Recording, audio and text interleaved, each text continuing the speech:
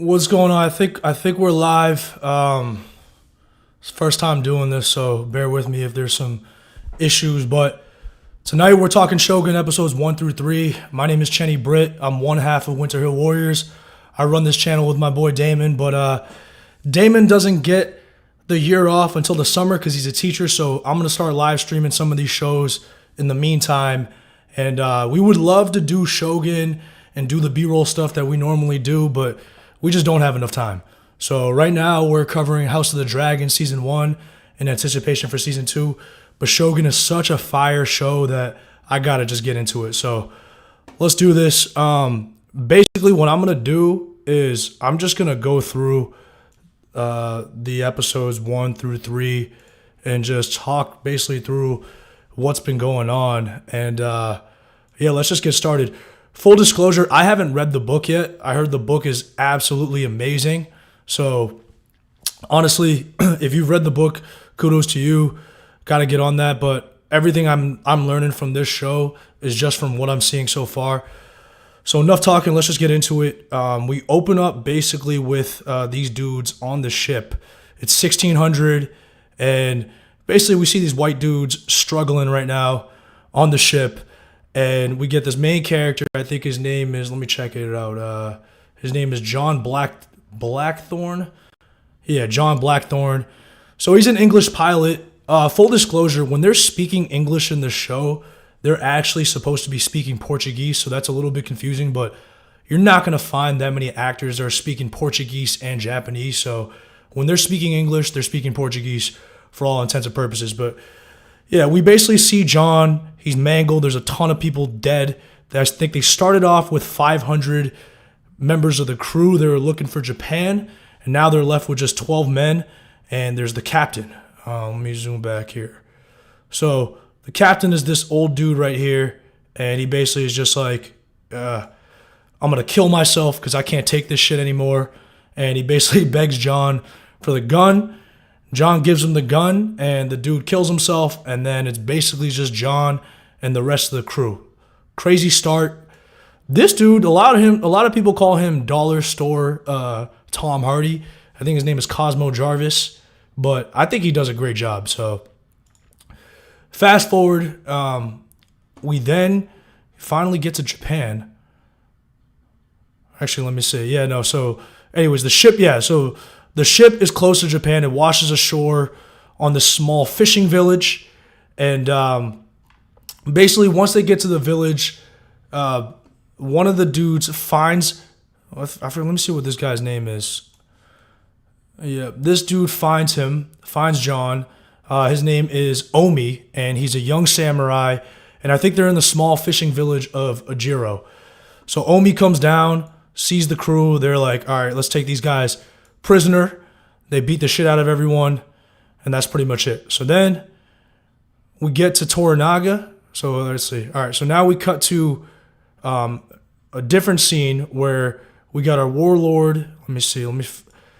This dude's name is Toranaga, and he's kind of the protagonist, but his name is Yoshi Toranaga, and he's one of the major warlords, and he's heading to Osaka. So basically, how it's going right now is there's 5 current leaders of Japan. They're called the 5 regents, and they're basically all splitting power. And there used to be a dude named the Taiko who was ruling Japan, and he died, and he has a son, but his son is too young to take over. So they got the Taiko on his deathbed, and he basically tries to split power between 5 of the most powerful warlords. He forces them to pledge loyalty, and they're supposed to rule Japan until his son is old enough to take over. So obviously, you know that's going to go bad because no one's going to wait for a kid to turn 16 to rule. So you know they're going to start fighting for power, seeking power. Anyways, we open up, we see Toranaga. He loves hunting with falcons and shit. But let's just get over to this scene. Let's get over here. All right, so this is the key scene here, right? So we see 3 of the other regents who are in control. We have this guy's name. Let me zoom in on him. His name is Ashido. So His name is, so he's Ashido Kazunari. He's one of the regents, but he kind of like leads the other four guys against Toranaga. Like, they don't fuck with Toranaga. They want him dead. So they're inviting Toranaga over to the castle, and they're basically telling Toranaga, hey, we are essentially going to vote you out. The reason why they want to vote him out is because they're saying that Toranaga is holding the previous ruler's wife hostage. Actually, no, his wife. So remember, the previous ruler had a kid, and the kid is too young to rule, and the kid's mom is named Ochiba, and they're holding her hostage. Let's go through the characters real quick, just to make this a little bit easier. I'm still trying to figure out this fucking streaming shit. All right, we're here. Let's zoom in. All right, yeah. So let's go through these characters. So we got Toranaga, as we mentioned before. He's one of the main, like one of the 5 warlords. Then we got Blackthorn, the English dude who just got captured. His boat washed ashore, and they're screwed right now. They got captured on the fishing village. We got Ashido, who's one of the other 5 regents who are ruling the kingdom, or ruling Japan right now, and he's kind of making moves behind the scenes to basically get rid of him. And they're saying that he's holding this woman hostage who used to be, let's see if I can find her right here. So they're saying he's holding her hostage, and she was the wife of the previous ruler, and her son is supposed to take over when he turns 16.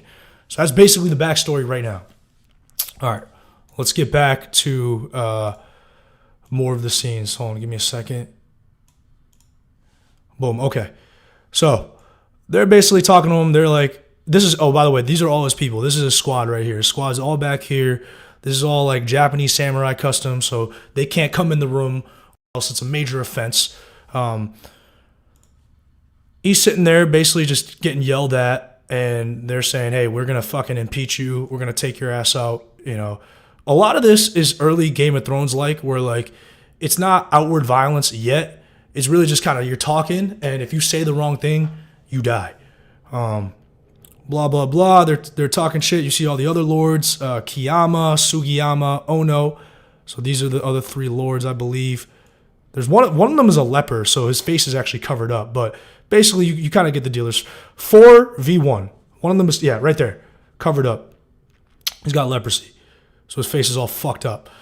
So one of Toranaga's, like, lieutenants or vassals gets fucking pissed at what they're saying. He kind of speaks out and says, like, yo, you guys are out of line, which was a big no-no, because this culture is all about respect. So the shit gets kind of crazy. I had to rewatch this a few times, but basically what happens then is because he dishonors Toranaga so much, he then has to pledge to kill himself and kill his son and end his bloodline in order to get their honor back, which is just absolutely wild.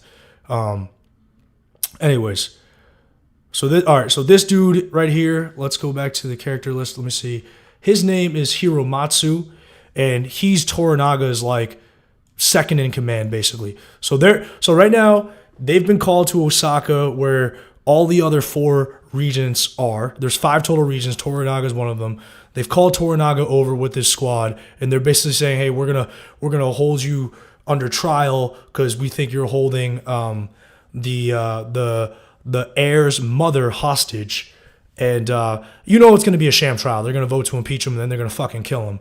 And he knows this, but right now, like, there's a lot of maneuvering going on, so he can't do anything. But he's scheming, and he's got spies, so he gets word of this boatload of white dudes landing in this fishing village. So he's got to explore and kind of figure out what's going on. All right, so let's fast forward to this. So you see all the dudes, the sailors are starving, they're dying, and they're getting trapped in this hole. And then basically they get pulled up, and Blackthorn, our boy Blackthorn, gets called up, and they gotta obviously try to figure out what he's saying because they're all Japanese. Anyways, remember what I just said about that dude speaking out? This dude right here. So he spoke out when he shouldn't have talked, and now he's got to fucking kill himself and kill his son. which is just absolutely ruthless. Let's see. Let me fast forward. This is his wife, and she's like, fuck it, I'll kill myself. Like, I'm not going to watch you kill our son because you spoke out of turn. But customs are customs, and we get this woman named Mariko. Let me see what her name is.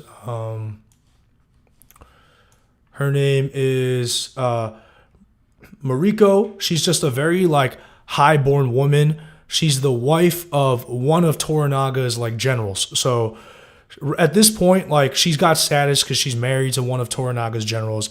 She basically convinces this woman, hey, like, you know, it is what it is. Hey, look, Tadayoshi humiliated our lord in front of Lord Ishido.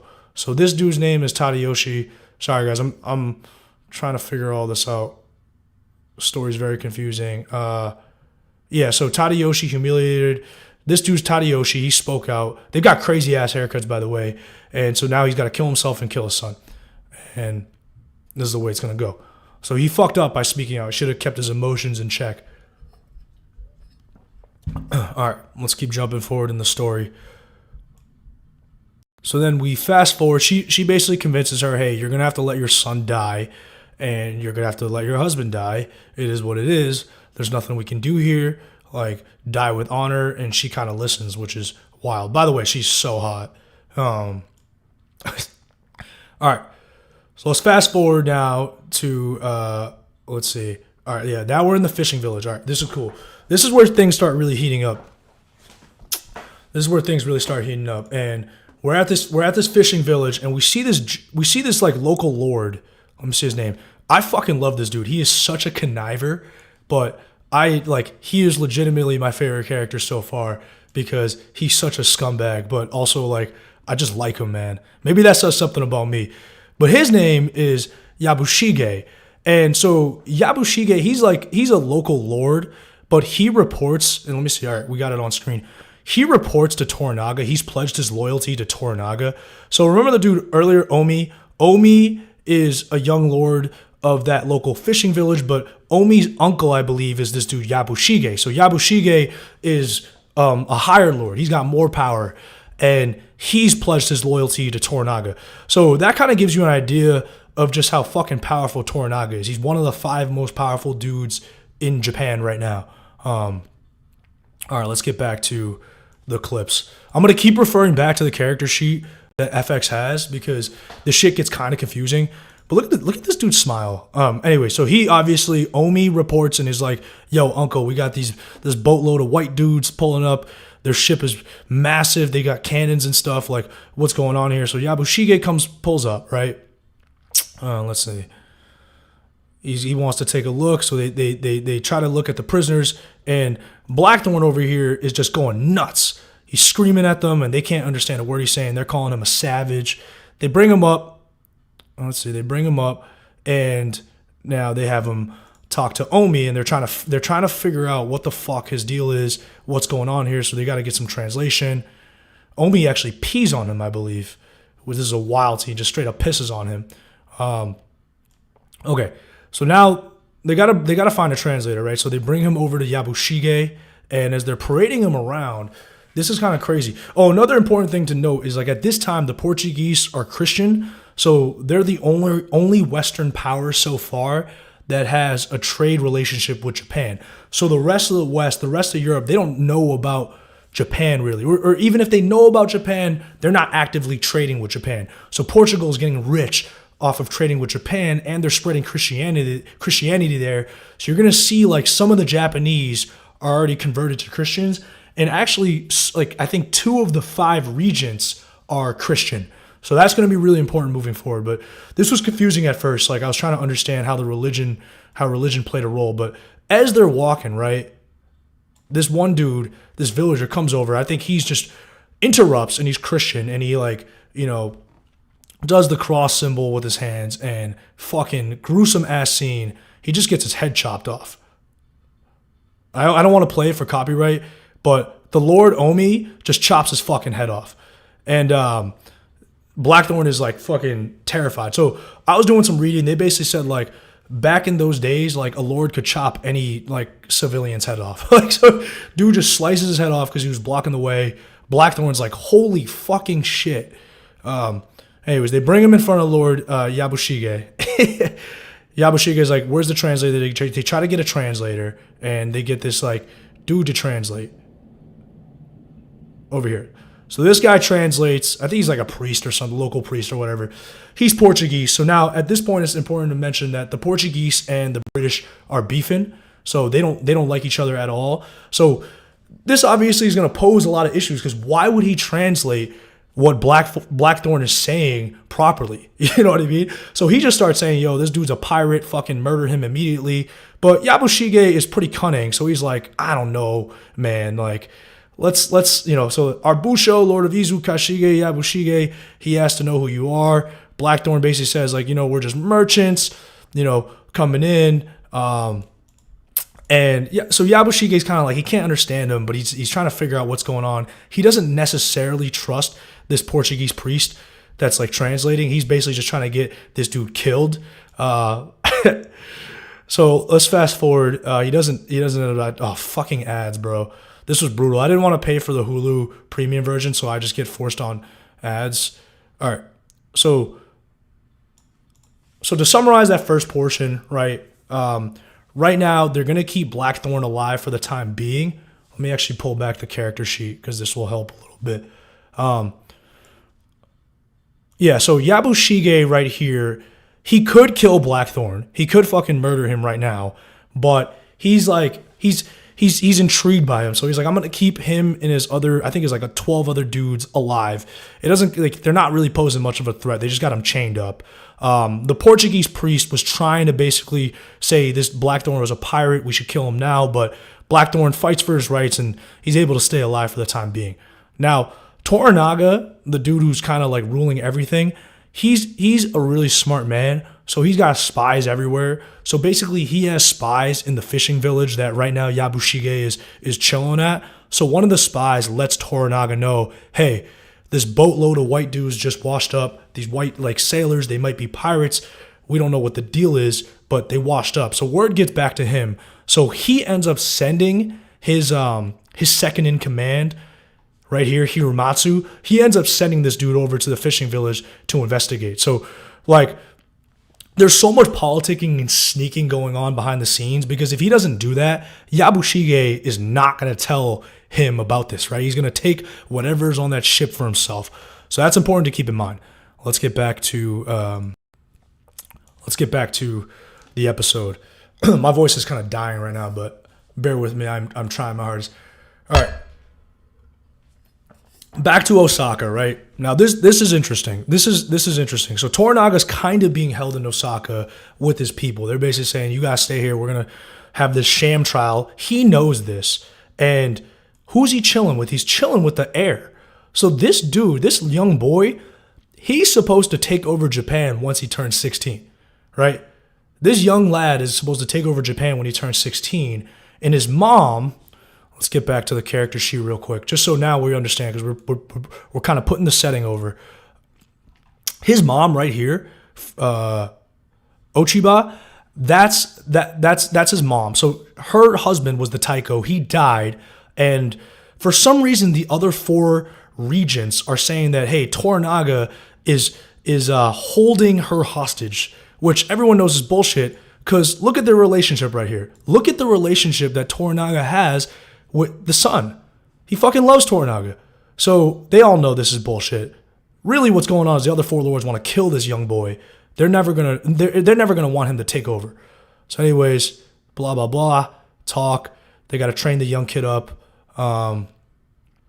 Toranaga's like trapped right now in Osaka castle, trying to figure out what's good. This lady, I don't know what her name is, but what happens to him if you're gone? So the family knows that Toranaga is the one protecting the son. They know that. So it's kind of crazy. Like, Toranaga's clearly tight with the fam, and the other four regions are basically saying, nah, fuck that. You're holding her hostage. You're holding the son hostage. You know, we're going to have to impeach you and then basically kill you. And so this is just a lot of conniving going on. Let's get back to the fishing village where Blackthorn is being held. So this is Omi. Oh, man, I got to do a better job of scrolling. Sorry, guys. But, all right, so this part's wild. So they got the sailors holed up, and Yabushige is a fucking savage. So he's basically just like, yo, we're going to fucking. Let me say, real quick, let me check the chat. Mark Burke, love this show. Yeah, this show is absolutely amazing. I'm so glad I found this show. Side note, coming off of True Detective Season 4, that was straight ass cheeks. So it's really nice as like a palate cleanser to get a quality show. This show feels like early Game of Thrones. Like it's got that feel where like you're rewatching things, you're missing things, and it's just so well done. Like whenever they say like a show has sauce, this show has sauce. But anyways, back to what's going on. So these dudes are all being held hostage, and Yabushige, he's like a fucking sadistic bastard. So he's like, yo, we're just gonna kill and torture one of these dudes. So they pull one of the sailors up and just start boiling him alive, man. So they're like, all right, we're gonna boil this guy. They just end up boiling this dude alive, and I think he's just watching. So he's like, where's his merchants, for the love of God? Omi's like, man, I gotta do what my uncle says, and this fella, it just gets boiled alive, and that face is crazy. So they just boil him alive. You can hear the screaming. Meanwhile, he's watching him get boiled alive. I think it takes a while too. And meanwhile, they clean up Blackthorn. They cut his hair, and they're calling him a savage and stuff, which is kind of funny. So they chop his hair off. This scene is insane. So this kind of tells you a little bit more about Yabushige. I don't know who this chick is. She's just smoking hot, and she's just like. And then this young dude is like basically there to serve Yabushige. And what ends up happening is like Yabushige's chilling, and they both like, oh, she's the most celebrated courtesan in Izu. So basically, like, I'm just gonna call her like a very successful stripper or whatever. She's good at what she does. And at first, like she was gonna touch Yabushige. Like you would think, like, hey man, like she's gotta like, fuck him basically. Yabushige doesn't seem interested. Then she starts touching this young dude in front of Yabushige, and he's interested. So like he basically just watches her pleasure him. And this is wild because like it's nuts because he could kill them at any moment. Like he's so fucking powerful. And yeah, they're just getting down. He's just watching this shit. So it kind of gives you an idea of who he is. Like he's this dude who wants power. He's pledged his loyalty to Toranaga. He's a schemer. And he likes to see people suffer, but at the same time, he likes to see people like pleasure each other. So he's just look at how he's just sipping right now. The man is just sipping, watching them go down. So I remember like when I was watching all this go down, I hadn't read the book. I was like, oh my God, this guy is so interesting. But anyways, let's keep it moving.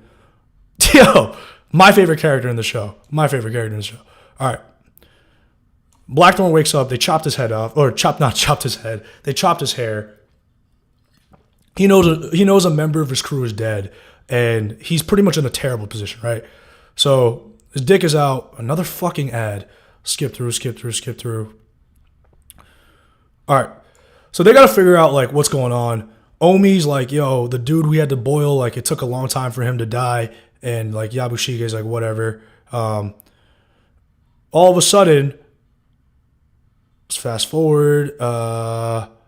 Yeah, okay, this is an important part. Now, let's go back to the character list, because as I'm just summarizing all of this, because it'll be important to kind of just keep reminding everybody what's going on. Now, remember I said Hiromatsu is the second in command of Toranaga, and Toranaga has spies everywhere. So Toranaga is not the type of dude who's just going to trust that his lords are going to be loyal to him. He knows this shit is about conniving. It's a dog-eat-dog world. Keep your friends close, your enemies closer. He knows all this stuff. He's extremely intelligent. So he's got spies everywhere. He's not going to just trust Yabushige to be like, hey, yo, we just captured these white sailors. Like, we plundered their ship. They got cannons and stuff. Like, come check this out. Like, you're not going to tell him that, right? Yabushige's not going to tell him that. So Toranaga gets word from one of his spies, and he basically sends his second in command, Hiromatsu, hey, you go check this out. Remember, because Toranaga technically is being held hostage in Osaka Castle right now. He can't leave because they're going to hold the sham trial for him. So Hiromatsu pulls up and is basically just like, yeah, we heard about what's going on. We're taking everything because that's your lord. And were you not going to tell us? So this scene is fucking hilarious because Yabushige is just like, yeah, you honor me by coming to one of my villages. Like he's, look at this smile, bro. You look at this smile. And Hiromatsu is just like, cut the fucking bullshit. Lord Toranaga had requested that you wait for him in Edo. Like, why are you down here? You know, we seized a foreign ship and its crew. And then, and then look. Okay, so there's this dude Rodriguez. He's Portuguese as well. He comes. I'm trying to figure out what his role is specifically right now, but I just know that he's Portuguese. He's part of like the Portuguese like shipping trade. So he's like he can go in and out of Japan, out of Osaka. Like he's well known right now, but he's kind of just there to just like be a part of the shipping trade. But he can translate, right? He can translate. So he sees this dude. Now Rodriguez immediately is like, all right, this dude's from England. You know, he's British. Like it's on site. We don't like him. And he's basically like, fuck you, right? And Blackthorn is a rebellious bastard, so he's like, fuck you. So they escort Blackthorn onto the ship because Toranaga basically is like, hey, we heard you have a hostage because Blackthorn is now the captain of the ship, the pilot. I want to go meet with this guy. I want to see what his deal is. So they have basically Hiromatsu come down, seize everything, and then they're going to bring him to Osaka to meet with Toranaga because, as I mentioned numerous times, Toranaga is being held hostage. He can't leave. Now, these two have a great relationship because they're not supposed to like each other because their nations are basically against each other, but they're like, they got a lot of banter and they like, it's funny, they kind of just respect each other. So they're just talking shit to each other. And hold on, let me go back here as well. This part's important. So Hiromatsu at first is like, all right, we're going to seize everything. And Yabushige is like, all right, well, I don't want you to seize everything because, you know, it's mine, right? Like the ship washed ashore, like my kind of like area that I'm governing. So it should be mine. And Hiromatsu immediately, like everybody that he's with, they basically like look to unsheath their swords, and they're like, I thought you pledged your loyalty to Toranaga. And he immediately is like, yeah, no, that's all his. I'm just getting it ready for him. Of course I am. I'm just getting it ready for him. So that part's pretty funny. Okay. Anyway, so now we fast forward to Hiromatsu now is like, all right, let's go bring Blackthorn over. And they basically are like, all right, we're going to sail to Osaka. We got to have him meet Toranaga.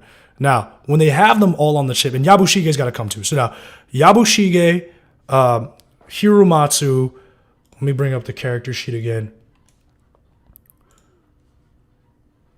Yabushige, Hiromatsu, let me see. Yabushige's here. Hiromatsu, I don't know if Omi's rolling, and Blackthorn. I know Blackthorn and Rodriguez. They're now all on a small boat headed to Osaka. Okay? So they're all ready to go visit Toranaga and see what the deal is with Toranaga. Now, the issue is it's about to storm, right? So this is like a really dangerous time to take a trip, but they don't care. So they start going. And let's get these ads.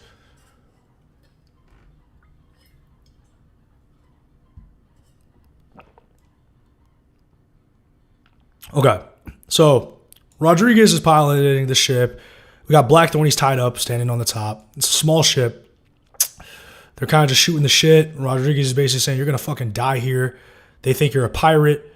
They're just talking shit to each other.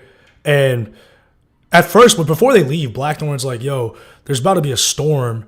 Like, we shouldn't leave right now. And they don't listen to him. So Blackthorn is a smart dude. Immediately, storm happens.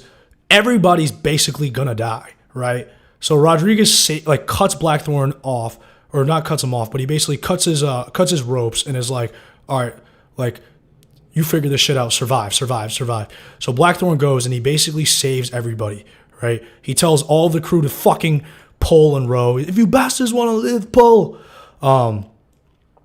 Rodriguez, though, unfortunately gets washed like overseas, so he gets thrown off the boat, and Blackthorn last minute throws an oar over to Rodriguez to hold on to, so, you know, hopefully he washes ashore. But Blackthorn basically saves everyone. He basically takes over the ship. Like, even though the Japanese crew can't understand him, he's just screaming and so demonstrative that they end up listening, and he gets them out of the fucking mess, right? He saves everyone's life. So even though everyone right now hates him, like, there is still some respect. So that small ship makes it out, but they've lost Rodriguez.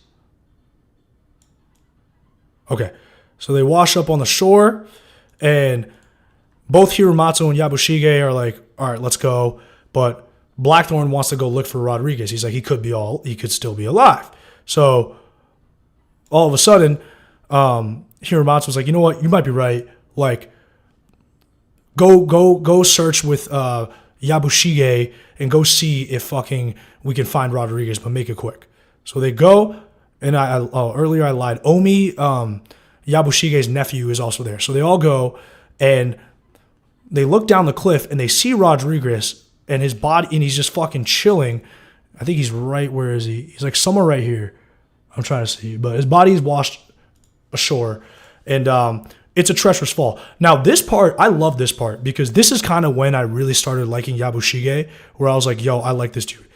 You would think, right? You would think that because Blackthorn is the prisoner, they're going to make him go down, right? It's a dangerous fucking mission. Give him the ropes. Have him go and see if Rodriguez is alive. Why would you let one of the lords go down?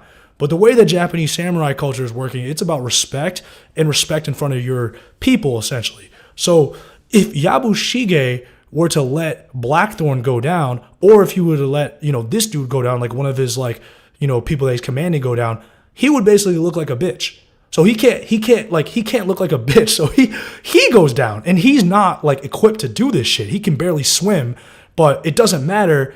It's like, it's all about basically like who's the most alpha, essentially. Like, he's got to go down, and if he dies, but he dies with honor. So they don't let the white prisoner go down.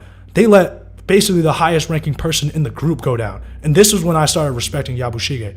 I see you can't turn down a challenge in front of your men, can you? Right? So Blackthorn is hip, and he kind of sees what's going down. He's like, okay, like Yabushige has to go down because this is the customs. And he's terrified, but it doesn't matter. He has to go down, right? So he goes down, and the rope fucking snaps, and he fucking falls and damn near dies. Like, he doesn't break anything, but he gets fucking destroyed. And you see Blackthorn just being like, sorry about your sack of shit, Lord. But they run to go get another rope, but all of a sudden, he gets washed. Like, some of the waves are pretty high, so it, let me see. I gotta do a better job of scrolling through. But he basically gets washed. He's in the water, right? I'm trying to see if I can find a better thing in the water. Yeah, Yabushige's in the water, and he's barely surviving. He's like holding onto the rocks for dear life. And like, he's about to be saved, but he thinks he's gonna die. So the dude pulls out his sword to kill himself. And Blackthorn sees this, essentially. And Blackthorn sees this, and he's like, wait, he would rather kill himself than drown. And long story short, that kind of makes him respect Yabushige a bit more. They do end up like getting the rope down to Yabushige before all of this goes down. So actually, I was wrong. What happens is, so Yabushige saves Blackthorn. But as he saves Blackthorn, he's in the water. Sorry, guys, this is my first time doing this, so I'm trying to figure out what's the best format. I think when I stream this down the line, I'll have like images all preloaded, so I'll just be like hitting spacebar like a PowerPoint. But for the time being, just bear with me. So Yabushige is fighting for his life. He saves Rodriguez, but then he almost dies, and he's basically about to kill himself instead of die. And Blackthorn sees this. He's like, what the fuck is he doing, bro? Why would he kill himself? He doesn't understand samurai culture. And fortunately, they get the ropes there in time, and they're able to pull Yabushige up, and they kind of just like look at each other. And at this point, it's like, it's mutual respect. Basically, they're like, all right, you're a fucking savage. And he's like, you're a savage. So they don't express it because they can't understand each other. But this is the point where he looks at Yabushige, and he's like, okay, he's a savage, but I respect him. All right, then we get commercial break. Yeah, he bows to him. Blackthorn actually bows to him because he's just like, damn, dude, you're a crazy motherfucker.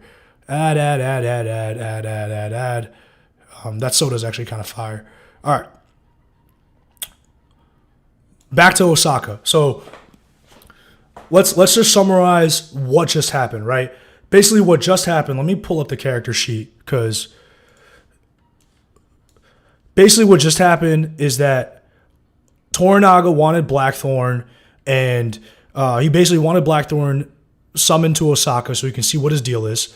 And Yabushige and Hiromatsu rolled with them, and I think Omi stayed back at the fishing village. And they almost all died with Rodriguez, the Portuguese sailor, but Blackthorn saved him, and now, so like, no harm, no foul. They're all going to make it. Also, it's important to note, and I can't show this, but during the shipwreck, there was like one of the Japanese captains, I think his name was Captain Sama. He legitimately almost gets thrown out of the boat, and Blackthorn saves his ass. So that's going to be really important to remember moving forward. Blackthorn saves that dude. Anyways, let's get back to Osaka. So meanwhile at Osaka, our boy Toranaga is still just kind of chilling there and being held hostage, and he summons Mariko. So Mariko was that woman who basically like convinced the other woman to like, hey, like, you got to let your son die. You got to let your husband die. Like, he pledged that he was going to end the bloodline. So it is what it is. Like, you just got to let it do it. It's tradition. So she seems very respected, but she doesn't really talk to Toranaga much. So him summoning her into his room is kind of interesting. So you see at this point, he asks her, like, how long has it been since you married into my general's family? So that's how she like is basically respected in this in this clan, is that she married one of Toranaga's generals. But other than that, Toranaga hasn't really talked to her much. So let's keep going. She's like, yeah, we have spoken.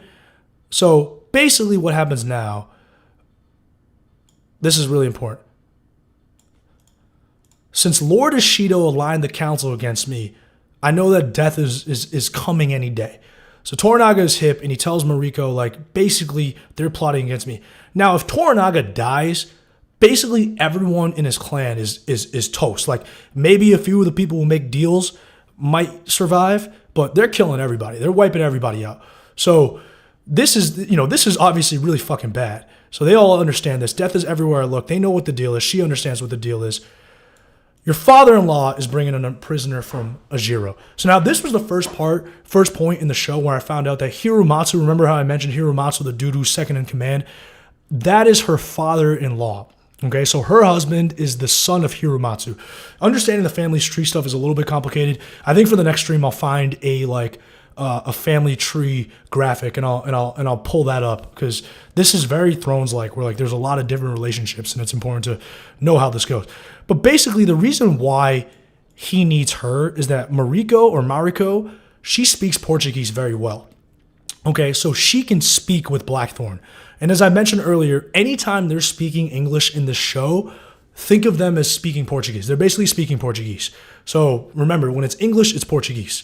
So because she can speak Portuguese, he wants her to be present when Blackthorn gets brought over to Osaka, because he wants an honest translation. Remember earlier in the episode when Blackthorn was first brought to Yabushige, we had that other like Portuguese priest who was basically trying to like translate like an asshole, because he didn't want to translate Blackthorn's speech honestly, because he wants Blackthorn dead. So like, why would he translate any of what Blackthorn is saying honestly? He's just going to basically say, yeah, Blackthorn said he's a pirate, like, kill him now. He's a pirate, kill him now. So Toranaga needs honesty. He needs to know that he can communicate with Blackthorn honestly. So that's why he brings Mariko in.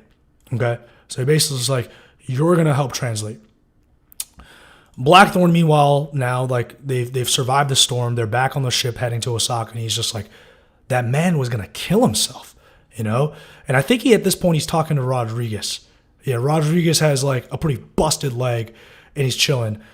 And as they're talking to each other, Rodriguez is basically like, dude, you're going to die in Japan. Like, you're not going to survive much longer. They're going to kill you. They're talking, and then all of a sudden Rodriguez says they found his journals, and basically in the journals, there's like a lot of evidence suggesting that they were pirates. Now, we don't know what's going on here. Like, Blackthorn, for his part, there's not been a single part where Blackthorn is admitted to being a pirate, even privately. So we don't necessarily know what his deal really is. Like, we think he's a merchant, but their ship did have cannons. There's some sketchy stuff going on there. Blackthorn immediately is just like, fuck it, I'm going to fucking kill this dude. Dude, I legitimately think the people above me are having sex right now. I'm kind of like thrown off a bit. But, yeah, I'm hearing some squeaking. Jesus Christ. Anyways, get after it. So Blackthorn's about to kill Rodriguez, but Rodriguez pulls out a pistol, is basically like, yeah, back the fuck off. So clearly something that Rodriguez said struck a nerve, and there must be some element of truth to the pirate accusations against Blackthorn. Because why would he be like, yo, I'm gonna kill you while my hands are tied up? Also, if he killed him, like all of the lords would just come down and be like, yo, you killed Rodriguez. Like he would basically be guaranteed death. But he doesn't care because he's like, I'm gonna die anyways if this stuff comes out. So something struck a nerve there. But Rodriguez knows this, pulls out the pistols, laughing, and he's just like, yeah, you're gonna fucking die here, buddy. And oh, this is really important too. So the episode's about to end. Blackthorn this entire time is basically calling like the Japans like savages. He thinks they're savages. And Rodriguez is basically like, you have no idea, bro. Wait till you see Osaka. Like you think they're savages. You think we're civilized. Take a look at the city. And we get this beautiful city shot of Osaka. It zooms in and you see how massive the city is. Meanwhile, this is overlapped with, remember the dude who spoke out and he basically like embarrassed Toranaga and dishonored the clan? He's preparing to kill himself and kill his son, which is insane. Insane. That's his wife. She's got to hand over their child. Hand over their child, man. And he's just, what, going to chop his head off or something and kill himself? It's insane. You got Mariko, and they're all just being stoic because they know this is just how their tradition is. And I think that's Toranaga's spy. That's the old man in the fishing village of Ojiro that Toranaga has as a spy. Anyways, they pull into the city. We get this beautiful shot. This is Osaka. This is Osaka Castle. And the episode basically ends there, and they bring Blackthorn over in front of Mariko and Toranaga. Let me see if I can find that shot. Yeah, Toranaga. So the first time Toranaga sees Blackthorn, and that is the first episode titled Anjin, which I think translates to pilot. So pretty funny title. We got 2 more episodes to go through. This is going to be a long fucking stream. Anyone who's watching and rolling with me, you guys are crazy. But let's keep going through this. So that's the first episode. Let's just kind of summarize like basically what's went down, right?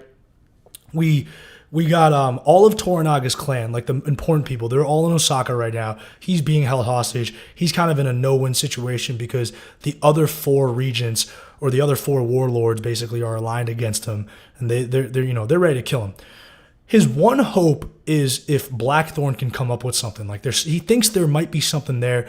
This is basically like his fucking last stand. Like he's basically rolling the dice here and just hoping that some shit can come up that can save him. So now he's got to communicate with Blackthorn and kind of figure out what his deal is. And the reason why Blackthorn is so important right now is because prior to his arrival, the Japanese have only dealt with like the Portuguese. So the only white people they've seen, the only Western people they've seen are the Portuguese. So Blackthorn's the first Westerner that's come over and said, I'm not Portuguese. He's Christian, but he's Protestant, while the Portuguese are Catholic.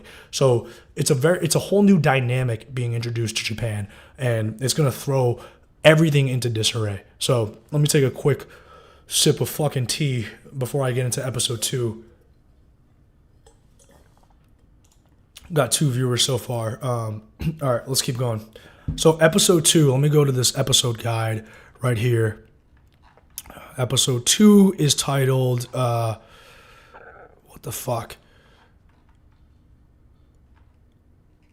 Episode 2 is called Servants of Two Masters, right? So the high-level summary is Blackthorn's arrival in Osaka stirs up a hornet's nest of rivalries, right? So all the other lords are going to know, hey, Toranaga, this dude we've been holding hostage, basically just brought this white guy who's not Portuguese over to Osaka. What the fuck is going on? So let's go into episode 2 and start breaking down what happens.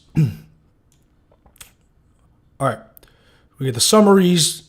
It was my understanding that you were loyal to my lord. This is our lord. This is such a funny scene. I love this scene.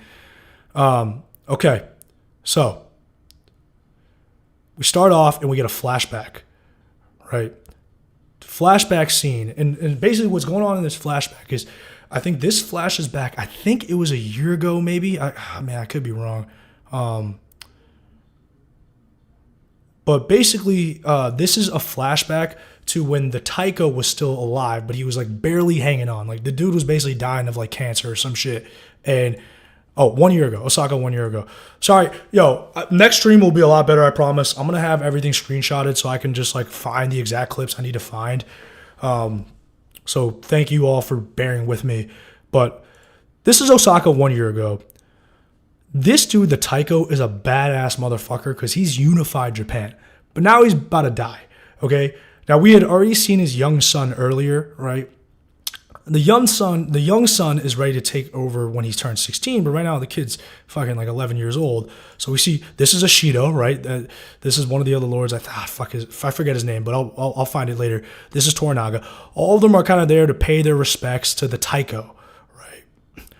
Whereas my son, he calls his son over and blah blah blah. He's on his deathbed, so he asks everyone to leave except for Toranaga, and this is his wife. Okay, so everyone leaves except for Toranaga. Toranaga! Side note, when I age as an Asian man, I hope I get this gray beard, white eyebrow shit. Okay, alright, so he gets Toranaga over, and he basically tells Toranaga, like, I know what's gonna happen when I die. They're gonna fucking kill my son. Like, the boy is, 11 or whatever, like, he's toast. So he tells Toranaga, like, you need to protect my family. You need to protect my son. Like, you need to vow to me that you're going to do that. Toranaga's like, I can do that, but the second I do that, when you die, they're going to fucking come for me and kill me. Like, what do you think is going to happen? So you're basically sentencing me to death, right? Giving my enemies a perfect reason to unite. But the Taiko's a smart dude, right? So he's like, no, I've already made preparations. I'm going to split power amongst the 5 most powerful warlords in Japan. So he's basically hoping that there's some sort of stalemate situation between the 5 of you where, like, you guys all are afraid to make a move against the other because then, like, you yourself could be vulnerable, blah, blah, blah. He's basically banking on this stalemate existing long enough for his son to turn 16. And he's basically saying, hey, Toranaga, I'm going to make you one of the 5 that are going to split ruling power in Japan, along with Lord Ishido, Kiyama, Ono, and Sugiyama. Okay, so those are the 4 other lords, plus Toranaga, that makes 5. And Taiko's basically like, I'm going to split power between you 5, but Toranaga, you swear to me under the table that you're going to watch out for my family and you're going to watch out for my son, because I know the other motherfuckers are scheming. So, and they're going to come for him. But by splitting power between you 5, I'm going to try to prevent, like, them from ganging up on you. It's a smart idea. Obviously, it doesn't really work because they end up ganging up on Toranaga anyways. But it's a smart plan, okay? Sharing power until Yaichio is 16. So that's his son's name, Yaichio. So that's basically what his plan is. And my lord is the cleverest in the realm. So that's the flashback, right? And then we also see the opening graphic of Shogun. They finally give us the opening scene where it's like we see these sands, and I think it's very tastefully done. I think it's just very tastefully done. Then we see like flying arrows because symbolize war. It's great. All right, then we get to episode 2, Servants of Two Masters. So knowing that backstory is really important because we now understand like why Toranaga is in the predicament that he's in. The other regions clearly know that there's some shit going on, and like I said, they want to get rid of him. So now we fast forward to present day again, and Toranaga is talking to Blackthorn, right? Now, while this conversation is going on, we see a conversation going on between the Portuguese. Now, the Portuguese have like 2 main types of dudes over in Japan.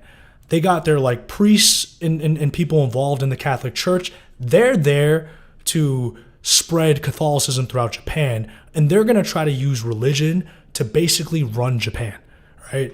That's basically their MO. Their MO is like, let's get people indoctrinated into our faith, and we'll do trade and stuff like that. But once we get them, to be Catholics, it's going to be way easier to control them, right?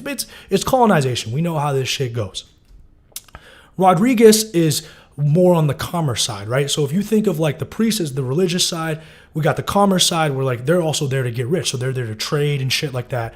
Now, basically what the Portuguese have been doing is they've been building up a base like, I think it's in Macau, but basically nearby Japan, and they've been stationing it with like soldiers and shit, right? So they're trying to like expand their military power there.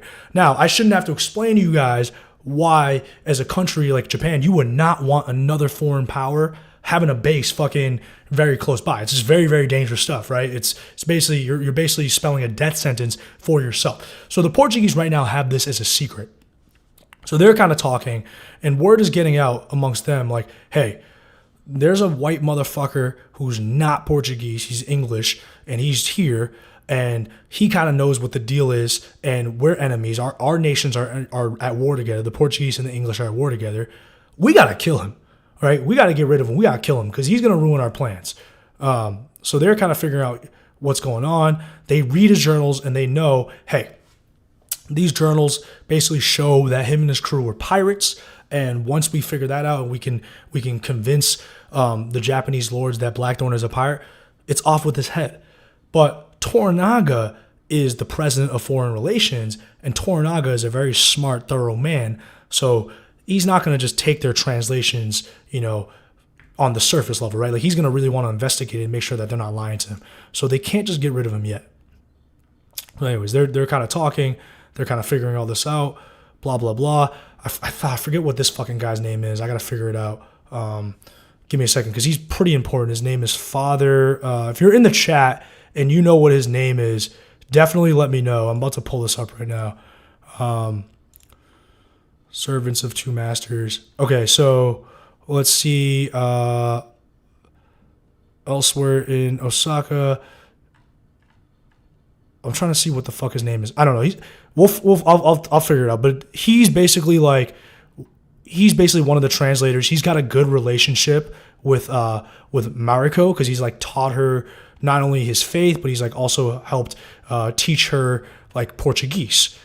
So Alvido, there it is.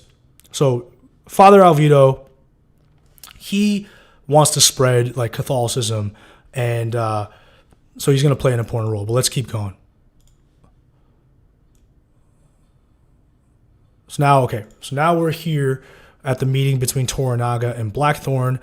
The young heir, Yaishio, he's got to be like 8 or 9. Maybe he might be 10 or 11 at this point. I don't know. I got to look into it. But he's spying. He's kind of seeing what's going on. He's really a savage. And Alvido can speak Japanese and Portuguese. This dude's pretty fucking smart. And he's got a good relationship with Yaishio. He's almost like, he almost reminds me a little bit of like a character from Game of Thrones. So he goes in, and he's there to translate for Toranaga, right? Here's the issue. Toranaga knows, right, it's all about like leverage, and everyone has an angle. So he's got Mariko there to basically fact check Alvido's translations in case Alvido's lying to him about what Blackthorn is saying. So I hope Lady Mariko's presence doesn't offend. So they start talking, right? Alvido actually does translate for Blackthorn honestly. He says every word that Blackthorn says truthfully, and basically they're talking, and Alvido or Blackthorn basically says like, hey, I'm from England. We're an island nation 1,000 miles north of Portugal, blah, blah, blah. He gives the backstory of what he's from. And then he, give me a second, I got a cough. He basically says like, hey, my nation is Protestant and Alvido's nation is Portuguese, and we don't like each other, and we're warring. So Blackthorn comes pretty clean about everything to Toranaga. They both believe Jesus is God, blah, blah, blah. They're talking, and he basically says, like, I can't be your enemy, Toranaga. Like, but what else is he supposed to say? He's on his knees. Like, Toranaga would kill him right there, right? But it's an intro discussion from them. But while they're talking and getting to it, right, when the conversation's about to heat up, Ashido pulls up, and he kind of ruins the vibe of the entire fucking conversation. And Ashido is right here, and he's like, all right, I heard you got, this white dude here is just a barbarian. Like, what's going on? And so now, like, with Ashido there, Toranaga can't really, like, do anything other than say, hey, we're going to throw this dude in jail, because obviously they'll figure out that Toranaga's scheming a little bit. So he just says, like, hey, we'll just throw him in jail, blah, blah, blah. He gets taken to jail. Okay. Now, this is later on that night, like gossip is spreading around Osaka Castle that like, yo, there's this like white dude that they captured. He's here now. What's going on? This is Mariko's son. And they're talking about him and how he has blue eyes and shit. And all of a sudden, Mariko's husband, who's one of the generals of Toranaga, pulls up, and his name's Buntaro. And it's kind of hinted that he's like abusive, because when he pulls up, he like starts yelling at his son, and his son gets really scared. And then Mariko kind of shuts up and gets scared. And they just like, the vibe just dies when this dude pulls up. But they're talking, whatever, but it just kind of goes to show like the relationship, the dynamic. Like you can tell Mariko doesn't really like him, but she's got to do her duty as a wife. And that's Hiromatsu. That's Toranaga's second in command, and he's Buntaro's father. Okay. So now Hiromatsu comes over. These fucking ads, man. Hiromatsu comes over and is basically like, hey, Toranaga wants to talk to you again, Mariko. Like, just you only. All right, let's keep going. It's going to be so much easier once I can just start breaking down one episode at a time. This mega stream has to occur because I just got this streaming set up. Okay. All right, so we get to a nighttime conversation. I think her name is Kiri. That's Toranaga's wife, and she's pretty funny. I really like her. But they're basically just all having like a conversation over dinner, and they're all part of Toranaga's clan, and they all know what the deal is. Like their positions right now, like in terms of being alive, it's tenuous because fucking Toranaga is a prisoner. So they all know, like, hold on, give me a second. Let me pull up. Okay. Yeah, so they all know, like, you know, their final days could be coming. So they're kind of talking and trying to figure out what's going on. And Toranaga is basically like, okay, your translation was really good, Mariko. And he then says, like, okay, I'm going to use, like, Blackthorn as a way to sow dissent between the other four lords. And if I can sow dissent between the other four lords, they can't all vote to impeach me, and there might be a way for me to be out. And he just needs to get out of Osaka. He just needs to get everyone out of Osaka, because war is imminent no matter what. But right now he's at his weakest because he's not in his home territory. So he's fucked if he stays in Osaka. So he just needs to like create enough of a diversion to get everybody out of Osaka. And so he's kind of like basically talking about what's going on, and they got to wait for the council. And here, yeah, so Mariko's the one who knows what Toranaga's plan is. He uses the barbarian to sow division. So she's really fucking smart. And she picks up on Toranaga's plan right away. Toranaga's like, this is why I fuck with you. But basically, two of the lords, right? 2 out of the 5 lords are Christian.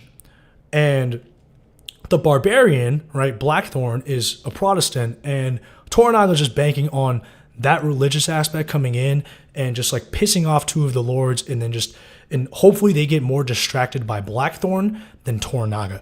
That's basically what his hope is. And Ishido is not religious, so he doesn't give a fuck. Or Ishido is just like traditional Japanese religion. He doesn't give a fuck about like Blackthorn being a Christian or a Protestant. So Toranaga's just trying to like get Ishido to kind of clash with the other 2 Christian lords, buy him some time so he can get out of Osaka. Meanwhile, Blackthorn is being held hostage. He's a prisoner, and like they're just calling prisoners one by one and just kill them. So he ends up meeting this like old dude who's basically like, you know, every jail, every TV show, they need that old guy who's just like, you haven't seen what I've seen, like, you know, just pray for your sins, son. Like, you know, it's you know, like trying to basically like give wisdom and stuff. But Blackthorn's just like, I'm not gonna die here, man. I don't give a fuck what you're saying, old timer. I'm not dying here. They're talking now. Back, you know, at the main room. I'm just gonna call this the main room. Basically, this is like where all like the main politicking goes down. They're all there, right? Toranaga gets called over again, and they're basically just like, hey, you know, we're gonna vote on your position pretty soon. Blah blah blah. Like, you know, he knows what the deal is. He knows he's gonna die soon if nothing changes. So let's go back to Ishido. So Ishido's like, all right, any day now we're about to vote, but then out of nowhere, he ends up meeting with the other lords. I think his name is Kiyama. So the other lords catch wind of Blackthorn being a hostage, and they're Catholic, so they're like, yo, before we do anything, we gotta kill this fucking Protestant. Like, we gotta kill him. So they're so religious at this point that they're like, hey, we gotta kill him. They call him a heretic. We gotta kill him no matter what. So the other lords are like, hey, we gotta kill this dude. That has to happen before we vote on Toranaga's impeachment. And Ishido's like, what the fuck, dude? Ishido's pissed because he's literally like, he sees what's going on, and he sees, like, he understands, like, what Toranaga's trying to do, and he's just like, dude, let's just vote on his impeachment now. Like, let's kill Toranaga and get that out of the way. That's more important. For what it's worth, Ishido is right. Ishido's got the right idea. You should kill Toranaga first. But religion, man, religion is crazy. So who's the other leper? Kiyama, he's very Christian and very Catholic. And then we get the leper lord. Oh, this dude is ugly as fuck. He's also super Christian, and he's like, the heretic must die, right? He's like, we got to kill the Protestant. I keep saying Christian, but you know what I mean. They're Christians overall, but they're Catholic, so they hate the Protestants. So two of the lords now are like, before anything happens, we got to kill Blackthorn. No matter what, we got to kill Blackthorn. Fuck Toranaga, we don't care. Blackthorn's got to die. So that's how much religion matters to them. It's now superseded any political warfare in games. And Ishido's just like, guys, what are we doing here? Let's just fucking kill Toranaga, and then we can take over and split power. So Toranaga's starting to work his plan a bit, but he's still in a really bad position. All right, then we get this BK ad. Okay. Back here, this old guy basically tells Blackthorn about Toranaga's, like, history. He comes from like a really respected family. It's called the Shogun, which is like a massive title. Also the title of the show. Basically saying like Toranaga is a badass motherfucker, highly respected, and that's probably why the other lords want to kill him. Okay, so at this point, this is pretty interesting. Excuse me, I gotta keep hydrating, but we see this black ship, right? It's actually called the Black Ship, but this is a Portuguese trading ship. And this ship is actually bringing like goods to Macau. And the captain of this ship is this dude, I think his name is Ferreira, right? So he's here. He's a Catholic, but he's really just a capitalist, right? He's just down here to make money and trade. He doesn't give a fuck about any of these politics. He meets with Alvida, and he's like, yo, we got to sail soon. Like, the winds are favorable, but Alvida's like, we can't sail yet. Like, there's some shit going down. Like, Toranaga's not going to give us the green light to sail yet, because he's right now he's being held hostage, and there's some political stuff that needs to get taken care of before they can, like, really give the Black Ship the green light to sail. And Ferreira's just like, I don't give a fuck. Let's sail. I want to make money. So that continues. Then we see this little scene between Alvida and Mariko, and her name is Lady Maria, and we find that she has some dark thoughts in the past, but they have a relationship from the past, and that's basically it. So now we get to an interesting part, right? This is Yabushige. Yabushige is in Osaka just kind of waiting the sentence of his lord, and Ishido comes by. And this is why I'm saying, like, Yabushige is such a conniving bastard, because he basically strikes this deal with Ishido. And there's no, like, it's not an explicit deal, but he basically is just like, hey, like, I'm down to fuck over Toranaga. Not explicitly, because Yabushige has pledged his loyalty to Toranaga, but it's basically one of those things where, like, I won't necessarily stand in the way. Like, I'll kind of give you information about him. It's weird. Like, he's playing both sides. He's going to protect Toranaga at times, but at the same time, like, if the moment is right, he won't stand in the way. So it's odd because, like, they're not going to kill Yabushige yet because he's useful, but like, he's playing both ways, and everybody knows this. So anyways, like, Ishido's just like, yeah, blah, blah, blah. Like, are you going to be down to ride with me when the time is right? And Yabushige's like, yeah, like, I'll ride with you. And Ishido wants information on Blackthorn. He's like, yo, what's this guy's deal? Like, who is he? Like, tell me more about him. So Yabushige, like, gives a little bit of backstory on him, but he has, he's just like, yeah, blah, blah, blah. Like, he's a savage, but he does say like the barbarian had 20 cannons and 500 guns on the ship. So they go and so they basically have a little conversation, and basically Ishido's just basically trying to say like, hey, will you work with me? And Yabushige's like, yes, I will, but I did still pledge my loyalty to Toranaga. Okay. So that kind of shows that Yabushige is conniving behind the scenes. Now, back to the prison, and Blackthorn is about to die, right? He's about to die. They pull him up, and they're about to execute him, and then out of nowhere, for some reason, Yabushige comes with bandits, and they kill everyone, and they take Blackthorn for themselves. So, like, this part's super interesting because there was no reason for Yabushige like, Ishido didn't necessarily want Yabushige to do this, because here's why. If Yabushige lets Blackthorn just die, then all of the issues are over, because then the two Christian regents, Kiyama and the other dude who's a leper, they'll be satisfied. The heretic is dead. They can then focus on impeaching Toranaga and just basically killing him there, right? So this is where we see how conniving Yabushige is, because right after talking to Ishido and being like, hey man, like Toranaga doesn't really fuck with me, he doesn't respect me, he treats me like shit, and Ishido's like, I'll treat you better, like you know how it is, and Yabushige's like, yeah. Right after that, he goes and intercepts Blackthorn's execution and basically takes Blackthorn to Toranaga. Like, so he has his own plans, right?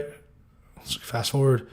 So he takes Blackthorn to Toranaga. So he kind of like double crosses Ishido, and like he kind of is loyal to Toranaga. It's weird. It's fucking weird. Yabushige is so fascinating, and you see Toranaga being like, "You've now brought me this barbarian twice, like, you know, this is really interesting." And on his way to his execution, he was ambushed by bandits. That's what Yabushige tells Toranaga, and Toranaga's not an idiot, so he's just like, "Oh yeah, like."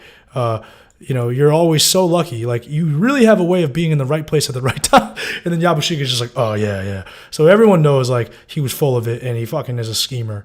But this is where the most important conversation so far in the first 3 episodes take down. Let me get some water real quick. I'll be back in 30 seconds.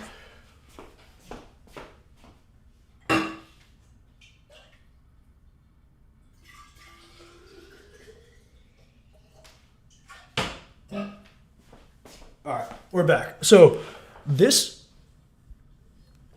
is where the most important conversation of the first 3 episodes happens. Like, the Portuguese, what they want to do is they want to basically run Japan, right? Like, this is how colonization worked, imperialism worked. Like, the Western powers, right? Great Britain, the Portuguese, the Dutch, Spain, they would just take territories in the New World, whether it was in Asia, Africa, or America, and it was just basically a massive land grab. So the Japanese aren't aware of that at this point. They're not. They think that the Portuguese just want to trade with them. Now, the way the Portuguese want to take over is not through like outright warfare for the time being, because that would be really tough, right? Like, you gotta think about it from their perspective. Japan at this point has a lot of warriors, right? And even if they don't have like a ton of guns necessarily, the Portuguese would have to fight a war on the other side of the fucking planet, right? So it's just difficult to fight that type of war straight up with like man on man. Could you win? Yes, but you're going to be really weak. You're basically taking like a bunch of your resources to go fight this war on the other side of the planet. And dude, you're going to be susceptible to England coming in and just destroying you, you know, in your home territory. So what the Portuguese are trying to do is really fucking smart. It's scheming, but it's really fucking smart. What they're trying to do is they're trying to use religion to take over, right? So what their plan is to slowly get everyone converted to Catholicism and then start putting in their own rulers, right? Like, maybe they're Japanese rulers, but they'll be rulers that the Portuguese can essentially control. That's how they're trying to do it. And then in the meantime, they're trying to build up their military power gradually on a nearby base, right? Macau. So then, like, they can kind of basically at that point control Japan from the inside. Then in case anybody wants to rebel against the Portuguese, they have enough manpower and weapons to fucking destroy them. That's how they're trying to do it. So that plan right now is going smoothly, but Blackthorn is fucking all that shit up because he's coming from England and he knows what the deal is. He knows that the Portuguese and the English are in a land grab. So in this conversation with Toranaga, this is the real shit. And this is when he basically tells Toranaga what's actually going on. So they're talking. They have Mariko this time doing the translation. Now, we don't know if Alvido would have translated this part, right? This would have been tough because if Alvido properly translates what Blackthorn knows, it's on site, right? Like if you're Toranaga, you're the enemy, then he knows the Portuguese are the enemy. Basically what Blackthorn is saying right now is the Portuguese are the Japanese people's enemy, right? So Alvido is not here for this translation. It's just Mariko. So the conversation, and this scene was absolutely fucking nuts because like it was just like you could see the weight of every single word that Blackthorn is saying, right? Your rulers of customs are talking. All of a sudden, right, Toranaga's like, yo, tell the Anjin to draw a map of the world. So he draws a map of the world, and he basically says the world is round, right? Which is hilarious because I was like, man, is he going to say the fucking earth is flat? Is he going to Kyrie Irving this shit? But he doesn't. He's an educated man, and he says like, all right, the world is round, and he basically says like, we're here, and we use Magellan's Pass to get to Japan, which I think is around like South America. I could be wrong. Dude, you know how the American education is not the best. But they went through Magellan's Pass, which I think only the Portuguese know at this time. And he basically says like the English and the Portuguese are here to conquer the world. They've split, or no, did they split the world? No. I think he said the Spanish and the Portuguese have worked to split the world, right? And he says that the Portuguese are actually building a military base in Macau. And when he says this, like Toranaga, everyone, it's so subtle. Like it's not like this is why this show is so fucking good. It's not like obvious acting. It's not like someone's like, oh my God, what do we do now? It's like all of it is just subtle expressions where they're trying to process what's going on. Like so good. So he then says there's Japanese mercenaries called Ronin on the base at Macau. More sarcasm. A secret Catholic fortress used for gun running, so they're building up weapons, blah, blah, blah. Then, this is the way Portugal and Spain carved up the New World. So, look, he conveniently leaves out England's own, like, role in this. Like, obviously, we know England is also there to do the land grab stuff, but why would you bring up that part, right? Like, if you're a Blackthorn, you're not going to bring up that part. You want to, like, paint the Portuguese as the enemies, which they are. But I would argue that all the Western world, at this time to Japan, they're enemies, right? So he basically says, like, Portugal and Spain are fucking arrogant as fuck, and they carved up the New World in half. So they basically just split it, like, by the equator. Like, Portugal gets everything on this side, and Spain gets everything on this side. So Japan belongs to the Portuguese. And this part is crazy, because Toranaga's like, wait, did he say belongs, right? I'm sorry, sir, but yes, I do. He says the Portuguese. Yeah, so there's this mic drop moment where Toranaga's like, did he say belongs? Or one, I think it might have been Toranaga's son. He's like, wait, did he say belongs? It's like, yes, belongs. So this is the first time when Toranaga's clan and Toranaga now know that the Portuguese view Japan as their property. This is really important to know because the other warlords have no fucking clue that this is going on right now. They don't know. They don't know that they're basically being puppeteered. But Toranaga knows. And this is the first time he's finding out. So Blackthorn's basically like, I fucking hate the Portuguese. Like, let's work together to vanquish them. The enemy of my enemy is my friend. Okay. So this part it's a great mic drop moment because Toranaga's like, you have no chance. Like, why would you want to wage war? You're outnumbered. And then Blackthorn's like, unless I win. And then it cuts to the end credits. And you see Toranaga looking at him. And that's pretty much it for... Oh. No, there's one ending scene. So that... Oh, yeah. Oh, my bad, guys. There is an ending scene, and it's really important. So that night, Toranaga knows, like, hey, I got to keep Blackthorn alive now. He's important. He has really good information. he has Blackthorn stay where Toranaga would have slept. And Toranaga stays where everyone thinks Blackthorn is staying. That's really important. They pull a switcheroo. So the night happens. Him and Mariko start flirting a bit. You can tell she's attracted to him. And his blue eyes, blah, blah, blah. She's like, yo, why don't you take a shower? And he's like, shower? Like, what do you want me to catch a fucking disease? So he's like, he thinks that showers cause diseases. Okay. All that happens that night. Toranaga then meets with Alvido, and Alvido's asking for permission to sail. And Toranaga's basically like, tell me what the fuck is going on with your base in Macau. And he basically blocks the ship from sailing. So Alvido now knows that Toranaga is onto what they're doing in Macau. As they're getting ready for bed, a shinobi, I believe, like we call him ninja, but ninja didn't actually exist back then. They were called shinobi, but she's like an assassin and she's a maid, and she just starts fucking murdering everyone in Toranaga's quarters, and she's really going after Blackstone, right? But remember, they pulled the switcheroo. So in Blackstone's room, I keep saying Blackstone, my bad. I keep saying Blackstone. In Blackthorn's room is actually Toranaga, and Toranaga is a badass with a sword. So he just fucking cuts her neck open. He ambushes her. He's been waiting for her, and she kills like fucking 7-8 people on her way to Toranaga. Toranaga just basically slices her neck and lets her bleed out, and he's asking like, who sent you? She won't say anything, and Blackthorn pulls up, and they just basically watch her die. And at first, everyone's like, this is war. Ashido sent them for you. But Toranaga's like, nah, they didn't come for me. I gave my quarters to the Anjin. She came for him. So clearly Kiyama, like one of the Christian lords, sent the assassin to kill Blackthorn. And, you know, the Portuguese could be potentially involved as well. But it's not a coincidence that it happened as soon as all this shit happened. So that does it for the episode. We got one more episode to go through. This is a fucking long-ass stream.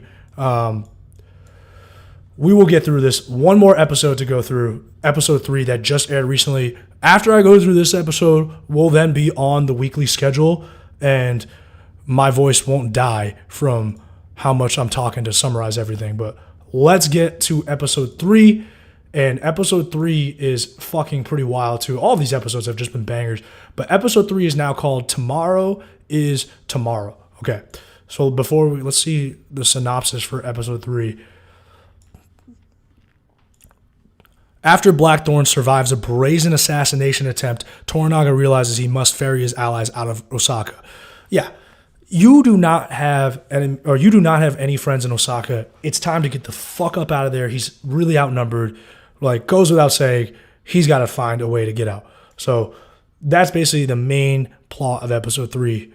I'm going to drink this water, and then let's get into it. Okay. Appreciate the 1 or 2 viewers who are riding with me. All right, we get a synopsis. Okay, blah, blah, blah. Okay, so start off and we see Yabushige. I think he's like writing his will. Yeah, so he's writing his own will because he's like, this dude is like, yo, I could die at any moment. So he's already writing his will. And this is like, I don't know, one of his like people that's like his sex toy or some shit. I don't know. That goes down. All right. So Yabushige gets called in to meet with Toranaga because obviously, like, Toranaga knows Yabushige is a little conniving bastard. So after the assassination attempt on Blackthorn, Toranaga wants to meet with Yabushige and see what his deal is. And you heard about last night's attack. So Yabushige is not stupid, right? So he knows he's been talking. Yabushige knows that he might die right now, right? So Toranaga also knows that Yabushige has been talking to Ishido, right? So he goes, or has Ishido poured poison in your ear. So at this point, Yabushige is just like, dude, just fucking kill me. Like, just kill me.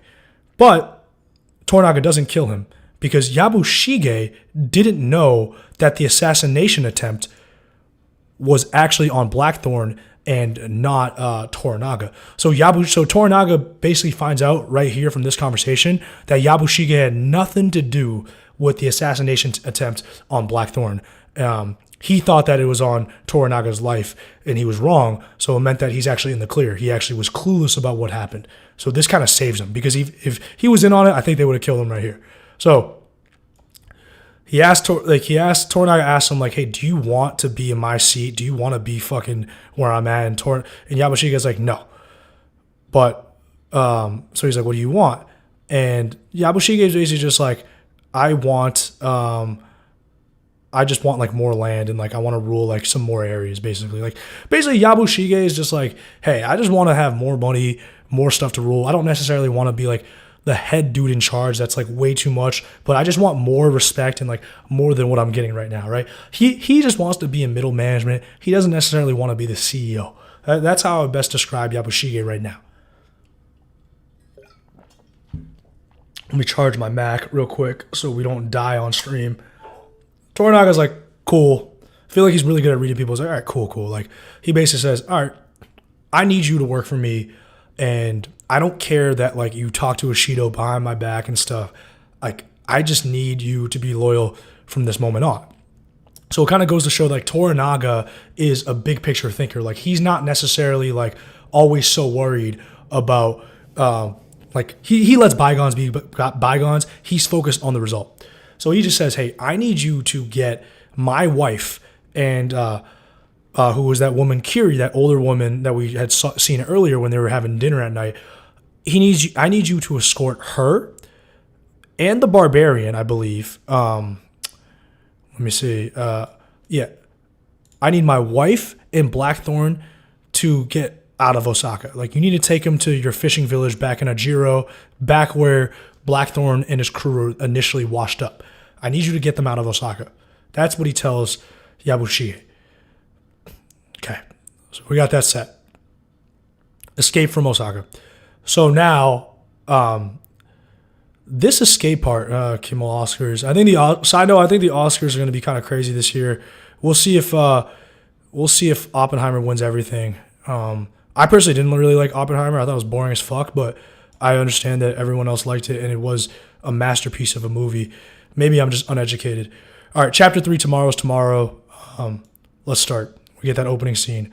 So the crew, the priests are talking, the Portuguese are talking. They basically know Toranaga is onto us.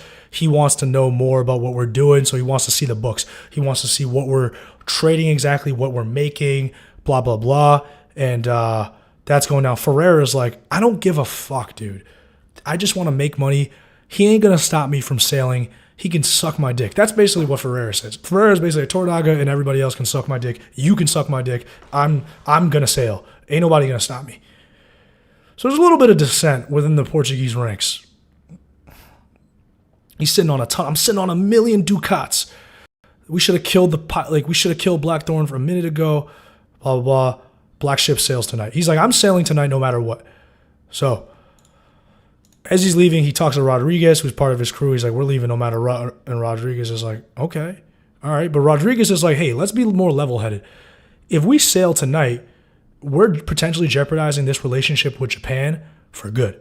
So like we could be costing ourselves money in the long run if we leave now. Why would we do that? Ferreira is just kind of a cowboy. He's like, I don't care. I'm fucking leaving now. We're leaving now. It just doesn't matter. Okay. And this is when Rodriguez finds out that Blackthorn is still alive. And you can see he's like, well, I'll be fucked. He's like, he thought Blackthorn was the dead man, but he's still alive. And you can kind of see this little smile on his face. All right. Back at Osaka Castle. Let me take another sip. Back at Osaka Castle, Blackthorn is getting treated for his wounds. This scene is hilarious because he keeps calling this like Japanese doctor a warlock. And he's just like, he's not really understanding of what's going on. And there's this hilarious fucking scene where I can't play it for copyright reasons. And the doc's like, basically like, dude, this guy's way too tense. Like, when's the last time he's been laid? And in fairness, Blackthorn probably hasn't been laid in like a year. Like, who is he gonna have sex with? He's been shipwrecked on a fucking, He's not fucking anybody. And he basically says, like, maybe we need to get him a woman. And then Blackthorn gets fucking pissed at that because he's like, dude, there's bigger things at hand. I don't need the sex right now. I need to get the fuck out of here. And then, like, it's so funny. They actually say, like, then the doc or Mariko goes, like, she's translating this entire time. She's like, well, maybe you want a man. And, like, I'm surprised that Blackthorn didn't react more to this. Would you prefer a male companion? Dude, accusing someone of being gay back in the day was wild. You know what I mean? Like, I'm shocked that Blackthorn didn't react more violently. Dude, this show is amazing so far. Like, 10 out of 10 show. I wish in that moment when they suggested that when Mariko suggested a male companion, Blackthorn should have been yelling, like, what the fuck? Like, he should have been like, you're going to accuse me of that? He should have went crazy because that's a serious accusation back then. But Blackthorn's like, get the fuck out of here. Who is this dude? What is he, a pimp? And it's just a funny scene. So, Buntaro, Mariko's husband and one of Toranaga's generals, he pulls up. He takes a look at Blackthorn. He's like, is the animal behaving himself? Every time he comes in the room, the vibe just dies. Anyways, he's like, we got to escort them all out of here. It's time to go. Mariko's like, I don't understand, blah, blah, blah. It doesn't matter. It's not for you to understand. Buntaro's just like, we got to all go.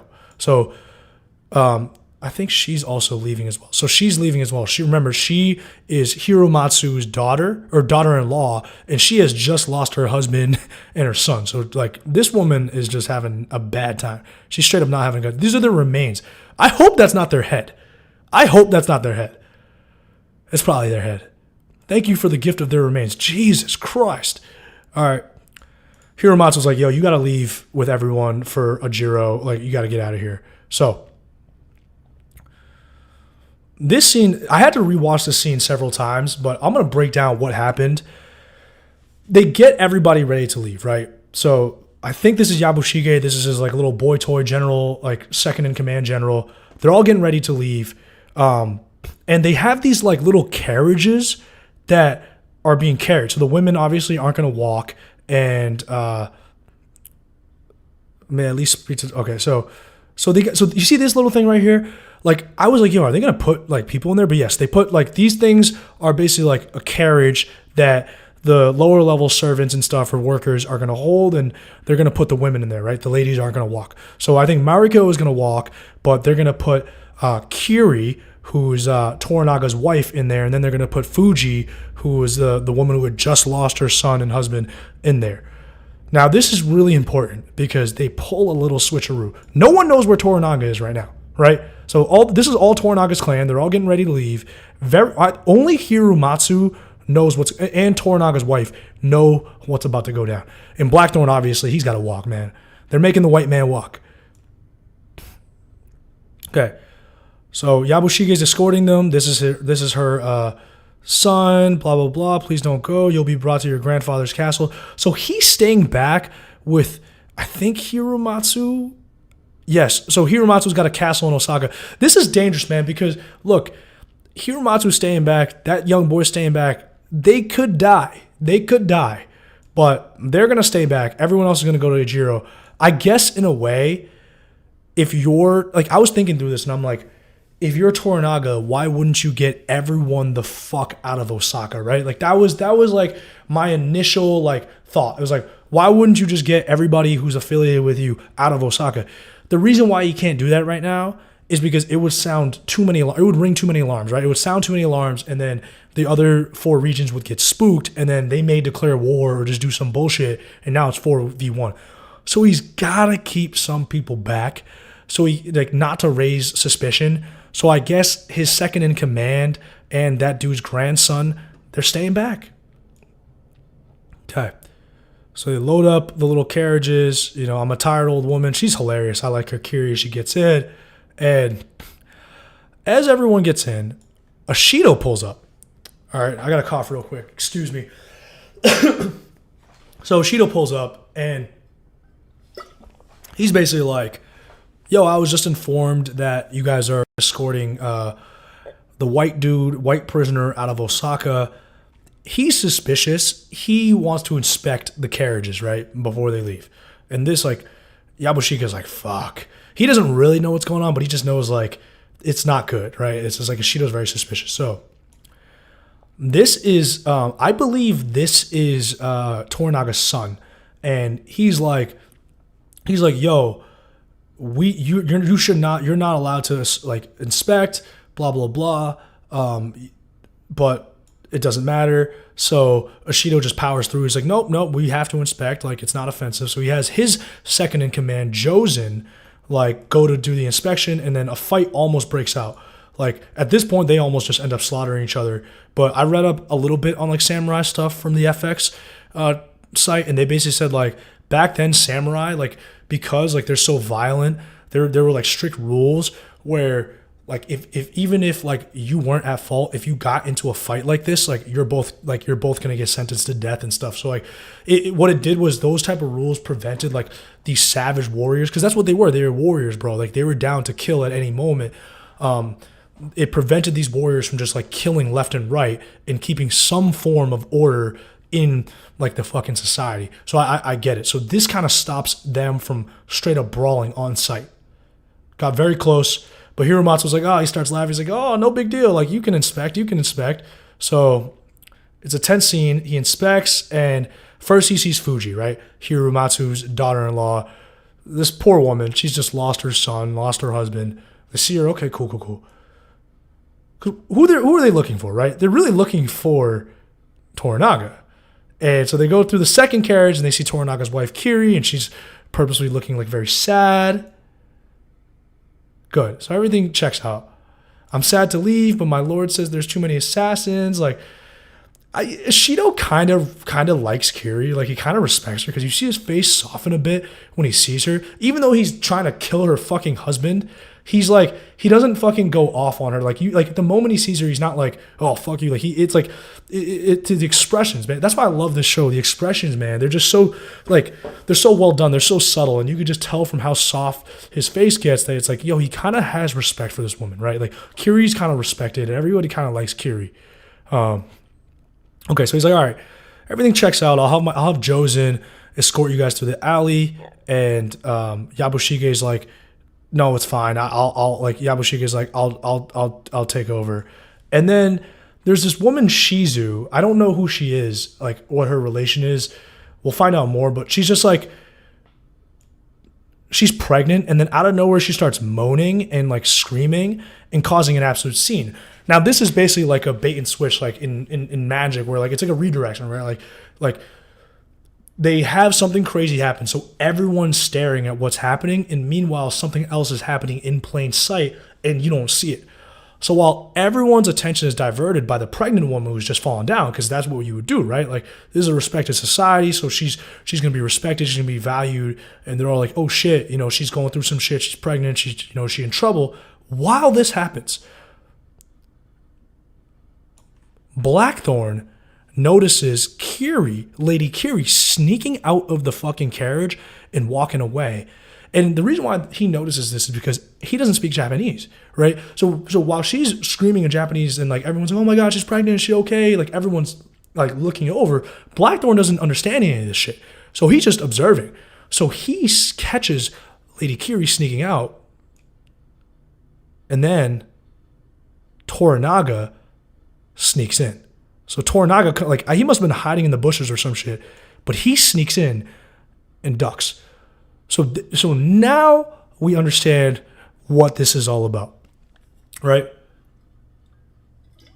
Oh, my bad. Okay.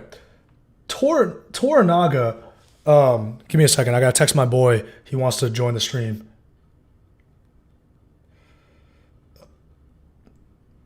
Okay. So I remember rewinding this scene several times. I didn't read the book, and I was a little bit slow on this, but basically Toranaga can't leave, right? They're not going to willingly let him leave, so he's got a sneak attack out. So basically this entire thing was a diversion to get him out of there. So I guess his wife is going to stay back. So Kiri, dude, you got to give props to Kiri, because her life is in danger too. She's going to stay back with Hiromatsu and Hiromatsu's grandson, and Toranaga is going to escape. Because you got to have the Lord escape, right? Because he's ultimately going to be the one who's going to wage the war and lead. So nobody notices any of this going on. They end up getting past Ishido. Side note, the actor who plays Ishido is fucking amazing, dude. Like, dude, all the actors and actresses do such a great job in this show, man. Like, it's incredible. All right, so Ishido doesn't suspect a thing. He's like, fuck it. We don't know where Toranaga is. He's not here.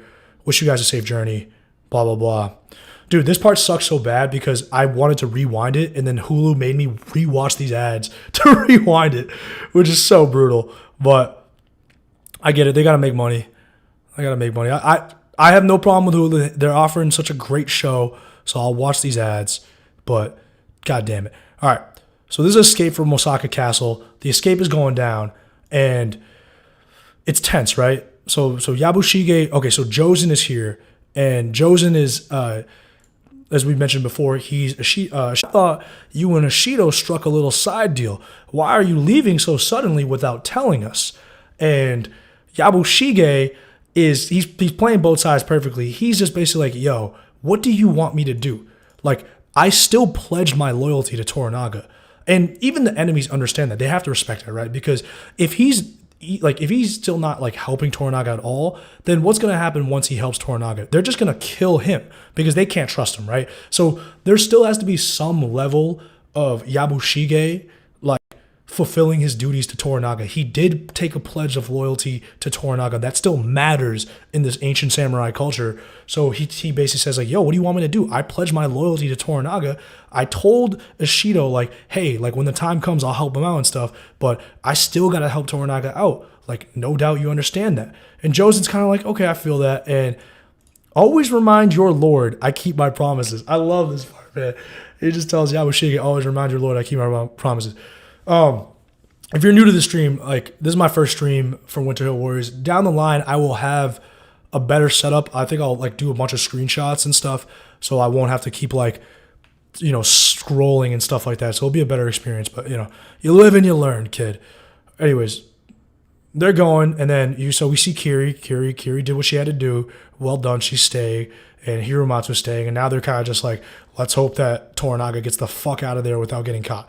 So this whole escape's happening, and they're speaking in Portuguese, right? And Blackthorn's just basically like, yo, did you see what happened? And she's like, yep, like, my lord is famous for his trickery, like basically saying Toranaga is extremely intelligent. And Blackthorn's like, what happens if he gets caught? Like, we still haven't made it to the ships yet. And Mariko's basically like, we're all dead if he gets caught. So they're taking him, and then, so here is where things almost go left, right? As they're making like their way out of the castle, this one of Ishido's men, like another guard, is basically like, I need to verify all the members of the party again. Now, this could be really bad because, he'll find Toranaga in the carriage. And Yabushige is like, dude, Ishido cleared us to depart. And like, it doesn't matter. He still forces his way to go and inspect. Now, remember, Ishido's not here anymore, so Ishido can't be like, yeah, I cleared them, like you can go. Like, Ishido's gone, so, they got to follow orders, and Jozen can't do anything. This part is nuts because everyone knows, like, a lot of people now know what's going on because a lot of these guards, the guards were at least holding the gap, like, holding the carriage, saw fucking Toranaga go in, right? So, everyone knows that Toranaga is going to get caught, and so he goes to the first one, sees Fuji, and no one can stop him. And Blackthorn's just like, dude, what the fuck? We can't let him open up the flap to the second carriage because if we do, he's going to see Toranaga and we're all fucking dead. But it doesn't, so he's just like, yo, is someone going to do something? And so he just starts acting a fool. He just starts acting crazy, just screaming, going nuts, like doing anything, right? Doing anything is better than doing nothing, right? In this moment. And he's just like, unholy perversion, like yelling all the things, basically saying like, you shouldn't be allowed to peek into like a lady's carriage, like it's not cool. And Mariko's trying to translate and all these things, and this dude's just yelling crazy things, like saying that he said some funny shit. What did he say? He said like, you have a ponytail, like you have the tail of a woman. He just starts acting crazy, like throwing a fucking scene, and then out of nowhere, Jozen finally is just like, dude, what the fuck is going on? Enough of this shit. Let's keep it moving. So his distraction works, right? He prevents this dude from opening the second carriage and basically discovering Toranaga, which they would have all been dead on sight. It would have just been a brawl, and they would be outnumbered to death. So they make it through, and this moment right here, Mariko is like, okay, she this is when she starts respecting Blackthorn, because she's like, this dude isn't an idiot. He's got something to him. And even Buntaro is like, all right, like, I see what he's up to. So they make it out of Osaka Castle, and they start walking through the forest at night, and they're going to walk into an ambush. I'm going to break this down. Hold on, let me get another sip of water. Oh, fuck. That did not go down right. But as they're going through the forest, they get ambushed, right? What happens is Kiyama, one of the lords, who's one of the Christian lords, is like, fuck Blackthorn. I want him dead. He's a Protestant. I'm a Catholic. It's on site. He needs to die. So Kiyama doesn't even really care about Toranaga. He just wants him dead now. Like, he's just seeing red. So Kiyama's got his men dressed as bandits hiding out in the forest, and they just launch a fucking ambush, and they just start launching fire arrows through, and all hell breaks loose. So now it's a straight, like, people are just dying left and right. And this scene is when I learned that Mariko can actually fight. So I actually looked a little bit up of some of the history, and like, it wasn't uncommon for there to be like female warriors as well. And instead of wielding swords, they would wield like longer spears that they could swing down, so it could account for gravity. So like, it could account for like the strength difference between men and women. So Mariko actually starts fighting, and she starts killing some motherfuckers herself. But the problem is the arrows start lighting up one of the carriages that Toranaga is in, so he has to reveal himself, right? He can't stay hidden anymore. He comes out. Jozen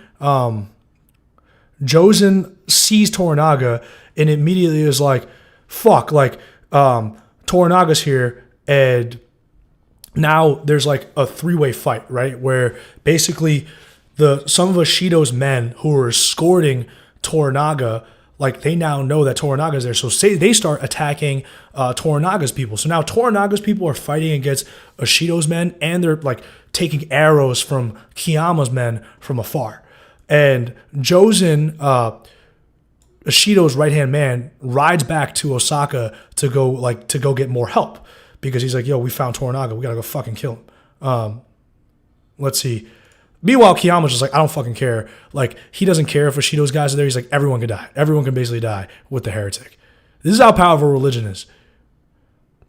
We've been betrayed. Yeah, one of Ashido's guys has been betrayed. Toranaga was hiding in the caravan. So now it's not looking good. But Toranaga's a brawler, and they end up fucking getting out of the situation and surviving. Like, and in the middle of this fight, Yabushige like looks at, this is the first time Yabushige has found out that Toranaga was actually hiding in the carriage the entire time, dude.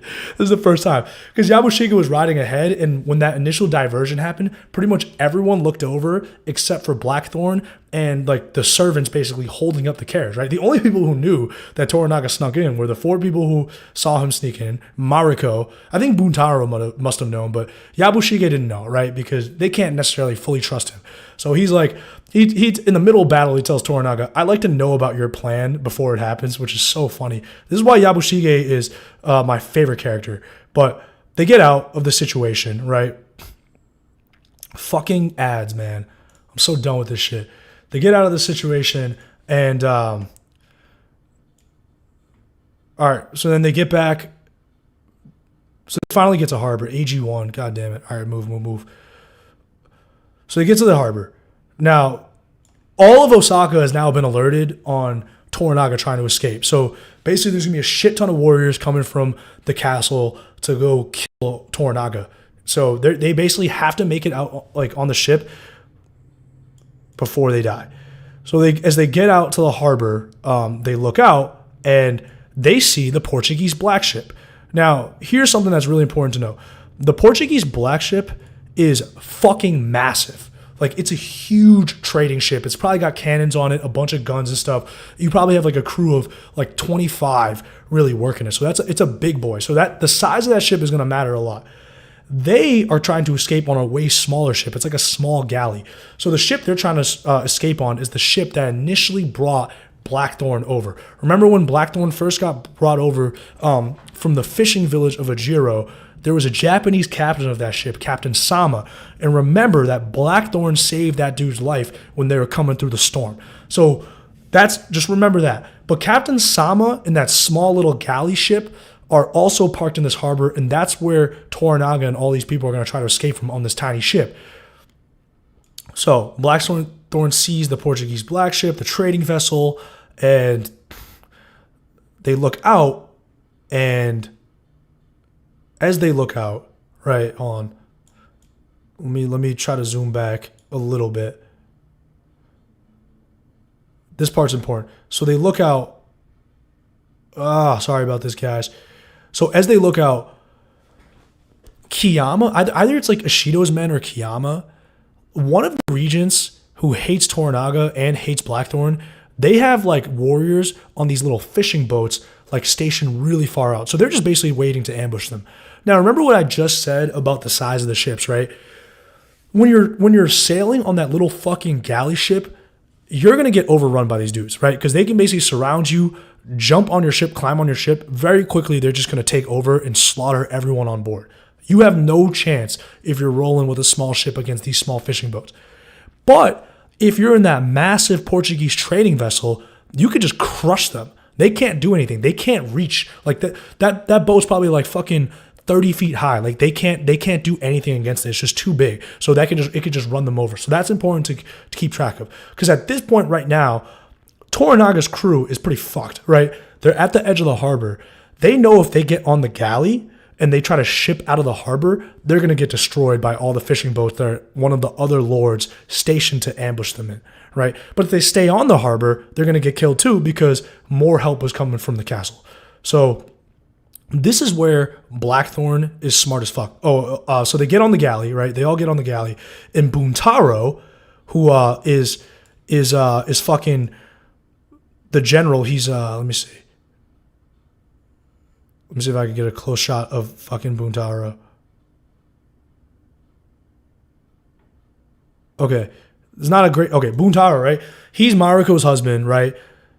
It's hinted that he's a little bit abusive because he's pretty terrified every time as he walks in the room. But he is fucking Toranaga's general, and he is the son of Hiromatsu, right?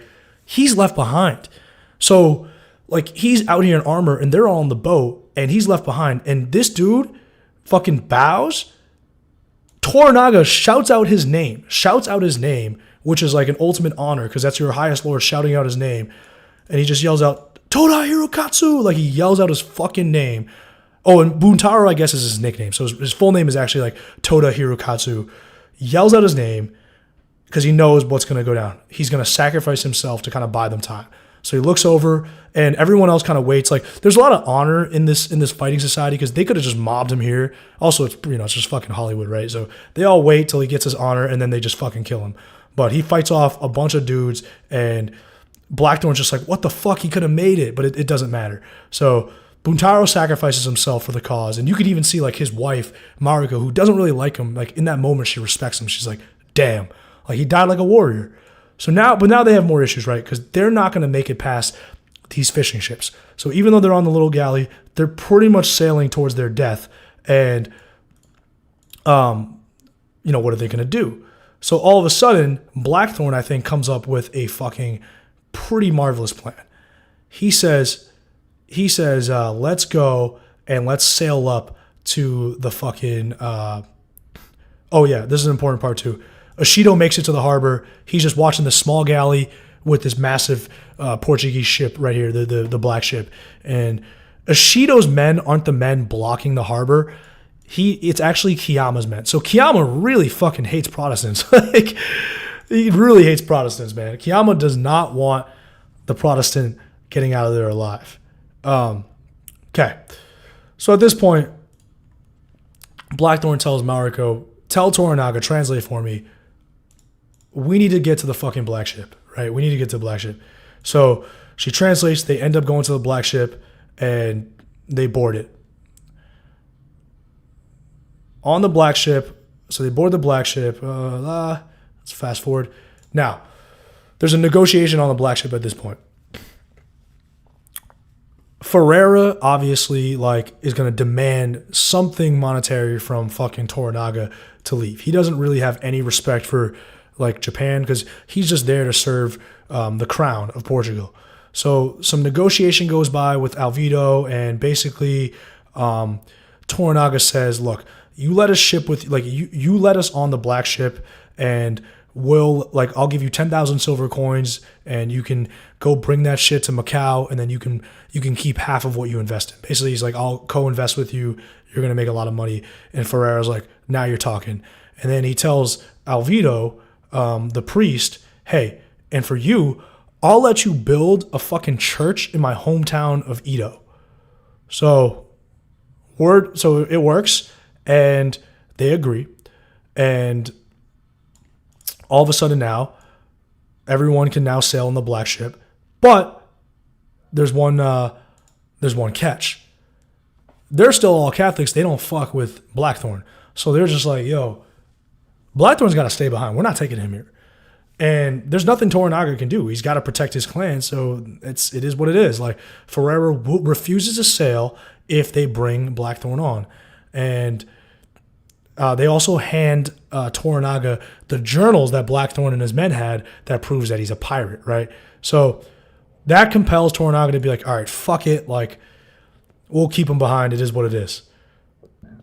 So it looks pretty bad for our boy Blackthorn at this point. And then we got one more part. And, okay, let's go. Beyonce, blah, blah, blah. Popeyes, don't tempt me. All right. Everyone gets on the black ship. They're going to break through this barricade. The black ship is too massive to be bothered by the small fishing boats. But Mariko's like, you got to stay to basically die.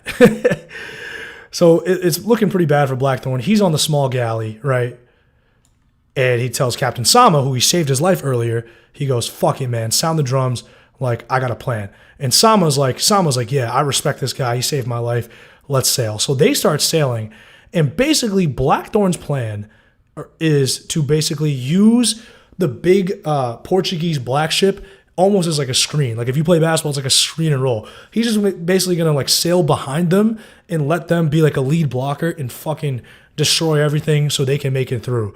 And they got to sail really close to the black ship. Meanwhile, Rodriguez is piloting the black ship. Now they're talking shit to each other already. Rodriguez is like kind of bantering with Blackthorn, and Ferreira wants Rodriguez to fucking ram Blackthorn's small galley into the rocks. But as it's happening, right? So this is all going down, and we see like Ashido's like, they'll never get through. He's just watching this from afar, and they're going. It's tight, and so like a lot of these ships just get crushed, right? You see, look how massive the Portuguese black ship is compared to these fishing boats. They stand no chance. So these fishermen all have to jump overboard to not get crushed. So basically, they make it through okay, and he kind of uses them as a blocker, and he gets through okay as well. But then there are these rocks on the side. And Ferreira is like, fuck him, right? Smash him into the rocks. Damage the hull, Captain. Smash him into the rocks. And Rodriguez at that moment could. He honestly could. And you see him, like, see, these are the rocks. And he's looking over, and Rodriguez is like, man, I could fucking do it. But remember from episode 1, Blackthorn saved Rodriguez's life, and he was the one who went out of his way to go search for Rodriguez, right? So because of that, even though Rodriguez is Portuguese and he's supposed to hate Blackthorn, he respects him. These guys respect each other. So he just holds off, and he doesn't steer the ship. He doesn't bully basically the smaller ship into the rocks, which would have sunk them, right? They would have just been sitting ducks. He basically holds off, and then he just tells the captain, like, hey, it was too tight. We couldn't have made it. And Ferreira kind of knows what's going on, but what are you going to do? Like, you need your fucking head pilot. So he just like lets it go. And Rodriguez is basically like, that's a debt repaid, right? So he's like, all right, you got yours, I got mine. And Blackthorn gets through with Captain Sama. Okay. Now, everyone obviously then in Toranaga's clan, they get back on the small galley. They leave the black ship. Now they have a deal, and we'll skip this part. This part is basically like what happened last night. That's the next morning, and Kiyama's like, you didn't fucking do anything. You could have killed fucking Blackthorn, and you didn't. And then Ishido's like, dude, like, do you not see what's going on? And then out of nowhere, Hirokatsu pulls up and he delivers a letter and he basically says, hey, Toranaga just resigned. Like, Toranaga is no longer a member of the Council of Regents. So now you used to have 5, now you have 4. The problem is I think they need 5 votes and stuff to like do things. So now they only have 4. And so now this is going to hamstring the Council of Regents a bit because they just lost Toranaga.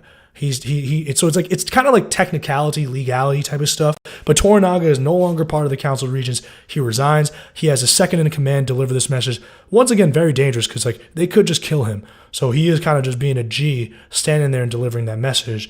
But he throws a fucking wrench in their plans. Remember, he goes, if I recall, the Taiko required 5 regents for any vote. Now there's only 4 regents. So the previous leader required 5. Now you only have 4. So they can't do anything. They'll find a way to get around it, obviously, but it's just enough to delay them while Toranaga probably tries to like gather more troops and resources and figure out what he's going to do to fucking win this game. Let's keep going. He's fucking... All right. So now, this is the ending scene, right? Toranaga tells his son, you need to help Yabushige train a new regiment because we're going to go to war.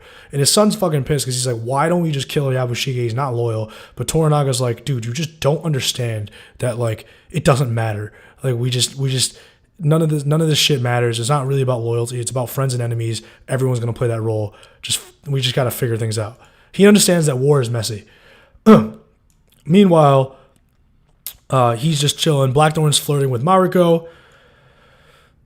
They're clearly going to fuck. We'll just see like when that happens. They're talking. Okay. We find out that Blackthorn actually has a daughter, which is kind of wild. So he's got a kid back home. Toranaga then comes out at this point. And Toranaga thanks Blackthorn. He basically tells Blackthorn, thank you for getting us out of that fucking mess. And he actually bestows an honor on Blackthorn. And first he gives him the journals and basically say and he tells Mariko like this is like the translation. Basically he's like, we know like these journals say that you're a pirate, but it's gonna take a while to get these journals translated. So he's kind of like, you know, we're gonna give you more time. Like we don't really want to kill you. We like you. That's basically what it is, right? Then he says he wants Blackthorn to train another regiment on foreign warfare tactics. And Blackthorn doesn't know shit about warfare, but he's a dude who clearly can think on his feet, and he knows a lot about the sea, so that's going to be important. So he accepts, and then Toranaga is like, I'm also going to give him an honor about... we can't keep calling him barbarian, so he makes Blackthorn a vassal, so basically like someone that works for him, like one of the soldiers that works for him, and they call him Hatamoto, I think. Yeah, he has made you Hatamoto. I think this translates to like bannermen or something, so it's still kind of low level, but look, they were calling him savage, and they were going to fucking kill him or boil him alive earlier, so pretty good promotion. Our boy Blackthorn gets a promotion to like low level management. Great honor, blah, blah, blah. Then Toranaga's like, I want to see him dive. So they make Blackthorn, like, I thought he was naked, just whipping out his dong, but he's got this little loincloth, and Mariko's just clearly she's clearly just looking at his dick, right? She's checking out, she's like, oh, all right, like, let me see what you're working with, but Toranaga has Blackthorn teach him how to dive. So he has Blackthorn dive into the ocean like fucking 20 times. Blackthorn's exhausted, but he just has him dive so many times. And then Toranaga then is like, all right, now I want you to race me to the harbor or something, or race me to land. So they end up racing, and and basically Mariko's like, don't let him win. Like he wants you to give him an honest race. And Toranaga and him race to the shore. We don't know who wins, but I'm guessing that Toranaga fucking wins because this dude is exhausted. He had Blackthorn dive 20 fucking times, and that's it. That's the episode. Holy shit.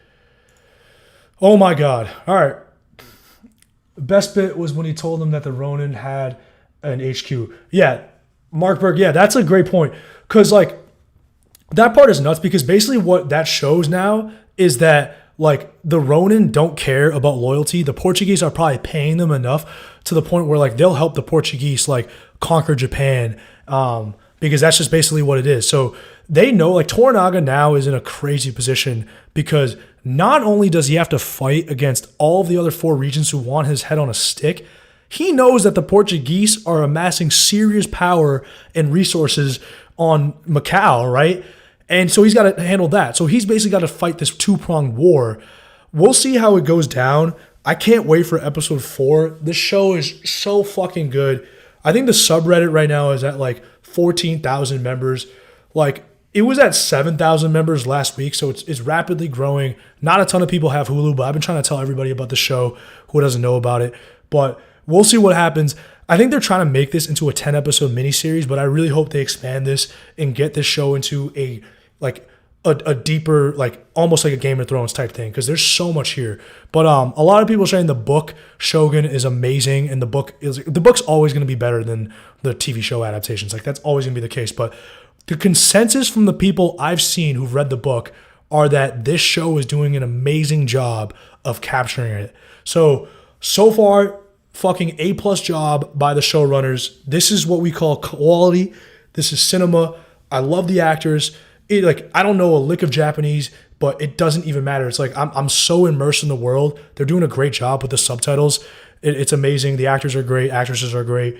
We'll see what happens in episode 4. But yeah, our boy Toranaga is in a bad fucking spot, man, because he's aware of the growing threat. It almost feels like, if any of you guys have watched like House of the Dragon, it almost feels like House of the Dragon, where, spoiler alert, but Rhaenyra, when she takes over, she knows that like the winter is going to come at some point, right? Like her father Viserys passes that knowledge onto her. So she knows that at a certain point, all of the realm has to be united under a Targaryen in order to survive against basically like the White Walkers right down the line.